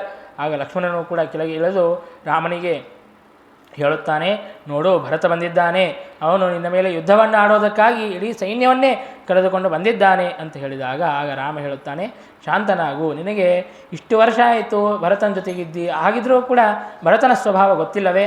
ಅವನು ನನ್ನ ಭಕ್ತನಾಗಿದ್ದಾನೆ, ಅವನು ನನ್ನ ಜೊತೆಗೆ ಯುದ್ಧವಾಡೋದಕ್ಕಾಗಿ ಅಂತ ಬಂದಿಲ್ಲ, ಅವನು ನನ್ನನ್ನು ಕರೆದುಕೊಂಡು ಹೋಗೋದಕ್ಕಾಗಿ ಅಂತ ಬಂದಿದ್ದಾನೆ, ಸ್ವಲ್ಪ ನಿರೀಕ್ಷೆಯನ್ನು ಮಾಡಿ ನೋಡು ಎಂಬುದಾಗಿ ತಾನು ಹೇಳಿದ್ದಾನೆ. ಲಕ್ಷ್ಮಣ ಶಾಂತವಾಗಿ ಕುಳಿತಿದ್ದಾನೆ. ಭರತ ಬಂದು ಕೂಡಲೇ, ರಾಮನು ಕಂಡ ಕೂಡಲೇ ತಾನು ಸಾಷ್ಟಾಂಗ ಪ್ರಣಾಮಗಳನ್ನು ಮಾಡಿದ್ದಾನೆ. ಮಾಡಿ ಬಹಳ ದುಃಖದಿಂದಾಗಿ ಮಾತನಾಡುತ್ತಾ ಇದ್ದಾನೆ, ಅಣ್ಣ ನೀನು ತಿರುಗಿ ರಾಜ್ಯಕ್ಕೆ ಬರಬೇಕು, ನನ್ನ ತಾಯಿ ಗೊತ್ತಿಲ್ಲದೆ ಆ ವಿಧವಾದಂತಹ ಅಪರಾಧವನ್ನು ಮಾಡಿದ್ದಾಳೆ, ನೀನು ಅದನ್ನು ಮನಸ್ಸಿನಲ್ಲಿ ಇಟ್ಕೋಬೇಡ, ಅದೆಲ್ಲವೂ ಕೂಡ ಆ ವರಗಳೆಲ್ಲವೂ ಕೂಡ ವ್ಯರ್ಥ, ಆ ವರಗಳನ್ನು ಲೆಕ್ಕಿಸದೆ ನೀನು ತಿರುಗಿ ರಾಜ್ಯಕ್ಕೆ ಬರಬೇಕು ಎಂಬುದಾಗಿ ತಾನು ಕೇಳುತ್ತಾ ಇದ್ದಾನೆ. ಆಗ ದಶರಥ ಮಹಾರಾಜ, ಆಗ ರಾಮಚಂದ್ರ ತಾನು ಕೇಳುತ್ತಾನೆ, ಎಲ್ಲರೂ ಬಂದಿದ್ದೀರಿ, ದಶರಥ ಮಾತ್ರ ಬಂದಂತೆ ಕಾಣುತ್ತೇ ಇಲ್ಲ, ತಂದೆ ಹೇಗಿದ್ದಾನೆ? ಎಲ್ಲ ಸರ್ವಜ್ಞನಾಗಿದ್ದರೂ ಕೂಡ ಕೇಳಬೇಕು ಅಂತನ್ನೋದಕ್ಕಾಗಿ ರಾಮ ತಾನು ಕೇಳಿದ್ದಾನೆ. ಆಗ ಮರಣದ ಸುದ್ದಿಯನ್ನು ಭರತನು ಹೇಳಿದಾಗ ಕೂಡಲೇ ಅಲ್ಲಿಯೇನೇ ಗಂಗಾ ತೀರದಲ್ಲಿ ಆ ಗಂಗಾ ನದಿಯಿಂದಾಗಿ ತರ್ಪಣಾದಿಗಳನ್ನು ಕೂಡ ತಿಲೋದಕಾದಿಗಳನ್ನು ರಾಮಚಂದ್ರ ಕೊಟ್ಟಿದ್ದಾನೆ. ಹೀಗೆ ಕೊಟ್ಟು ತಾನು ಭರತನ ಜೊತೆಗೆ ಮಾತನಾಡುತ್ತಾ ಇದ್ದಾನೆ, ಇಲ್ಲ ನಾನು ವನವಾಸವನ್ನು ಮಾಡೇ ಮಾಡುತ್ತೇನೆ ಎಂಬುದಾಗಿ ತಂದೆಗೆ ಮಾತನ್ನು ಕೊಟ್ಟಿದ್ದೇನೆ, ಹಾಗಾಗಿ ನಾನು ತಿರುಗಿ ಬರಲು ಸಾಧ್ಯವಿಲ್ಲ ಎಂಬುದಾಗಿ ಹೇಳುತ್ತಾ ಇದ್ದಾನೆ. ಆಗ ಭರತ ತಾನು ಹೇಳುತ್ತಾನೆ, ನೋಡು ತಂದೆಗೆ ಗೊತ್ತೇ ಇಲ್ಲ, ಸ್ತ್ರೀಯರಿಗೆ ಕೊಟ್ಟಂತಹ ಮಾತನ್ನು ತಾವು ಸುಳ್ಳು ಮಾತನಾಡಬಹುದು, ಸ್ತ್ರೀಯರ ಜೊತೆಗೆ ಸುಳ್ಳು ಮಾತನಾಡಬಹುದು ಎಂಬುದಾಗಿ ಶಾಸ್ತ್ರವೇ ಹೇಳುತ್ತದೆ. ನನರ್ಮಯುಕ್ತಂ ವಚನಂ ಹಿನಸ್ತಿ ನ ಸ್ತ್ರೀಷು ರಾಜನ್ನ ವಿವಾಹ ಕಾಲೇ ಪ್ರಾಣಾತ್ಯೆಯೇ ಸರ್ವಧನಾಪಹಾರೆ ಪಂಚಾನೃತಾನ್ಯಾಹುರಪಾತಕಾನಿ. ಹಾಸ್ಯವನ್ನು ಮಾಡುವಂತಹ ಸಂದರ್ಭದಲ್ಲಿ ಆಗ ಕೆಲವೊಂದು ಸುಳ್ಳುಗಳನ್ನು ಮಾತನಾಡಬಹುದು. ಇನ್ನು ಸ್ತ್ರೀಯರ ಜೊತೆಗೆ ಮಾತನಾಡುವಂತಹ ಸಂದರ್ಭದಲ್ಲಿಯೂ ಕೂಡ ಸ್ವಲ್ಪ ಸುಳ್ಳುಗಳನ್ನು ಆಡಬಹುದು. ಇನ್ನು ವಿವಾಹದ ಸಂದರ್ಭದಲ್ಲಿ 100 ಸುಳ್ಳು ಹೇಳಾದರೂ ಕೂಡ ಮದುವೆಯನ್ನು ಮಾಡಬೇಕು ಅಂತ ಹೇಳುತ್ತಾರಲ್ಲ, ಹಾಗಾಗಿ ವಿವಾಹದ ಕಾಲದಲ್ಲಿ ಆಡಿರುವಂತಹ ಸುಳ್ಳು ಕೂಡ ಅದು ಅಪರಾಧಕ್ಕೆ ಕಾರಣವಾಗೋದಿಲ್ಲ. ಇನ್ನು ಪ್ರಾಣಗಳೇ ಹೋಗುತ್ತಾ ಇದೆ ಅಂತನ್ನುವಂತಹ ಸಂದರ್ಭದಲ್ಲಿಯೂ ಕೂಡ ಪ್ರಾಣವನ್ನು ಉಳಿಸಿಕೊಳ್ಳುವುದಕ್ಕಾಗಿ ಸುಳ್ಳನ್ನು ಹೇಳಬಹುದು. ಇನ್ನು ಇಡೀ ಧನವೆಲ್ಲವೂ ಕೂಡ ಅಪಹಾರವಾಗುತ್ತದೆ, ಎಲ್ಲ ಐಶ್ವರ್ಯವೆಲ್ಲವೂ ಕೂಡ ಹೋಗುತ್ತದೆ ಎನ್ನುವಂತಹ ಸಂದರ್ಭದಲ್ಲಿಯೂ ಕೂಡ ಸುಳ್ಳನ್ನು ಹೇಳಬಹುದು. ಹೀಗೆ 5 ಕಡೆಗೆ ಸುಳ್ಳನ್ನು ಹೇಳಿದರೂ ಕೂಡ ಯಾವುದೇ ವಿಧವಾದಂತಹ ದೋಷವಿಲ್ಲ ಎಂಬುದಾಗಿ ಶಾಸ್ತ್ರವೇ ತಿಳಿಸಿಕೊಡುತ್ತದೆ. ಅದು ರಾಜನಿಗೆ ಸ್ಮರಣಕ್ಕೆ ಬಂದಿರಲಿಕ್ಕಿಲ್ಲ. ಹಾಗಾಗಿ ನನ್ನ ತಾಯಿಗೆ ಕೈಕೇಯಿಗೆ ಕೊಟ್ಟಂತಹ ವಚನವನ್ನು ಸುಳ್ಳು ಮಾಡಿದರೂ ಕೂಡ ಅದು ಏನೂ ಪರವಾಗಿಲ್ಲ, ಅದು ಏನೂ ದೋಷಕ್ಕೆ ಕಾರಣವಾಗೋದಿಲ್ಲ. ಹಾಗಾಗಿ ನೀನು ಆ ಪ್ರತಿಜ್ಞೆಯನ್ನು ಲೆಕ್ಕಿಸದೇನೆ ನೀನು ತಿರುಗಿ ರಾಜ್ಯಕ್ಕೆ ಬರಬೇಕು ಎಂಬುದಾಗಿ ಪ್ರಾರ್ಥನೆಯನ್ನು ಮಾಡುತ್ತಾ ಇದ್ದಾನೆ. ಭರತ ಎಷ್ಟು ಪ್ರಾರ್ಥನೆಯನ್ನು ಮಾಡಿದರೂ ಕೂಡ ರಾಮಚಂದ್ರ ಮಾತ್ರ ಒಪ್ಪುತ್ತಾ ಇಲ್ಲ. ನಾನು ಬರುತ್ತೇನೆ, ಆದರೆ ಈಗ ಅಲ್ಲ, 14 ವರ್ಷಗಳು ಆದ ಮೇಲೆ ನಾನು ಬರುತ್ತೇನೆ ಎಂಬುದಾಗಿ ತಾನು ಹೇಳುತ್ತಾ ಇದ್ದಾನೆ. ಆಗ ವಸಿಷ್ಠರು ಒಂದು ಉಪಾಯವನ್ನು ಹೇಳುತ್ತಾರೆ, ನೋಡು ಭರತ, ರಾಮ ತಾನು ಪ್ರತಿಜ್ಞೆಯನ್ನು ಮಾಡಿದ್ದಾನೆ, ಹಾಗಾಗಿ ತಾನು ಬರುವಂತೆ ಇಲ್ಲ. ಒಂದು ಕೆಲಸವನ್ನು ಮಾಡು, ರಾಮನ ಪಾದುಕೆಗಳನ್ನೇ ಸಿಂಹಾಸನದ ಮೇಲೆ ಇಟ್ಟು ನೀನು ರಾಜ್ಯವನ್ನು ಪರಿಪಾಲನೆ ಮಾಡು. ರಾಮನ ಪಾದುಕೆಗಳನ್ನಿಟ್ಟರೆ ರಾಮನೇ ಅಲ್ಲಿ ಸಿಂಹಾಸನದ ಮೇಲೆ ಕುಳಿತಂತೆ, ಹಾಗಾಗಿ 14 ವರ್ಷಗಳ ಕಾಲ ನೀನು ರಾಜ್ಯವನ್ನು ಪರಿಪಾಲನೆ ಮಾಡು. ಇಲ್ಲಿ ರಾಮಚಂದ್ರ 14 ವರ್ಷಗಳು ವನವಾಸವನ್ನು ಮುಗಿಸಿಕೊಂಡು ಬರುತ್ತಾನೆ ಎಂಬುದಾಗಿ ಹೇಳಿದರೂ ಕೂಡ ಭರತನಿಗೆ ಆ ಮಾತು ಒಪ್ಪುತ್ತಾ ಇಲ್ಲ. ತಾನು ನೆಲದ ಮೇಲೆ ಬಿದ್ದು ಹೊರಳಿ ಅನೇಕ ವಿಧವಾಗಿ ವಿಲಾಪವನ್ನು ಮಾಡುತ್ತಾ ಇದ್ದಾನೆ, ಶೋಕವನ್ನು ಪಡುತ್ತಾ ಇದ್ದಾನೆ. ಕೊನೆಗೂ ಅನೇಕ ಜನರ, ವಸಿಷ್ಠರ, ಹಿರಿಯರ ಆ ಒಂದು ಪ್ರಬೋಧನೆಯಿಂದಾಗಿ ತಾನು ಅದಕ್ಕೆ ಒಪ್ಪಿದ್ದಾನೆ. ಶ್ರೀರಾಮಚಂದ್ರನಿಗೆ ಬಂಗಾರದ ಪಾದುಕೆಗಳನ್ನು ಕೊಟ್ಟು ಆ ಬಂಗಾರದ ಪಾದುಕೆಗಳನ್ನೇ ತನ್ನ ಶಿರಸ್ಸಿನ ಮೇಲೆ ಧಾರಣೆ ಮಾಡಿ ಇಲ್ಲಿ ಅಯೋಧ್ಯೆಗೆ ತೆಗೆದುಕೊಂಡು ಬರುತ್ತಾ ಇದ್ದಾನೆ. ಆಗ 2 ಪ್ರತಿಜ್ಞೆಗಳನ್ನು ರಾಮಚಂದ್ರನ ಮುಂದೆ ತಾನು ಮಾಡುತ್ತಾನೆ ಭರತ. ನೀನೇನಾದರೂ 14 ವರ್ಷಗಳ ಆದ ಮೇಲೆ ನೀನು ಅಯೋಧ್ಯೆಗೆ ಬರಲಿಲ್ಲ ಅಂತಂದರೆ ನಾನು ಕೂಡಲೇ ಅಗ್ನಿಯಲ್ಲಿ ಧುಮುಕಿ ನಾನು ಪ್ರಾಣವನ್ನು ಬಿಡುತ್ತೇನೆ, ಪ್ರಾಣವನ್ನು ಪರಿತ್ಯಾಗ ಮಾಡುತ್ತೇನೆ ಎಂಬುದಾಗಿ ಒಂದು ಪ್ರತಿಜ್ಞೆಯನ್ನು ಮಾಡಿದ್ದಾನೆ. ಮತ್ತೊಂದು ಪ್ರತಿಜ್ಞೆಯನ್ನು ಮಾಡುತ್ತಾನೆ, ನೀನು ಎಲ್ಲಿಯವರೆಗೆ ಅಯೋಧ್ಯೆಗೆ ಬರೋದಿಲ್ಲ, ನಾನೂ ಕೂಡ ಅಯೋಧ್ಯೆಗೆ ಪ್ರವೇಶವನ್ನು ಮಾಡೋದಿಲ್ಲ, ನಾನು ಅಲ್ಲಿಯೇ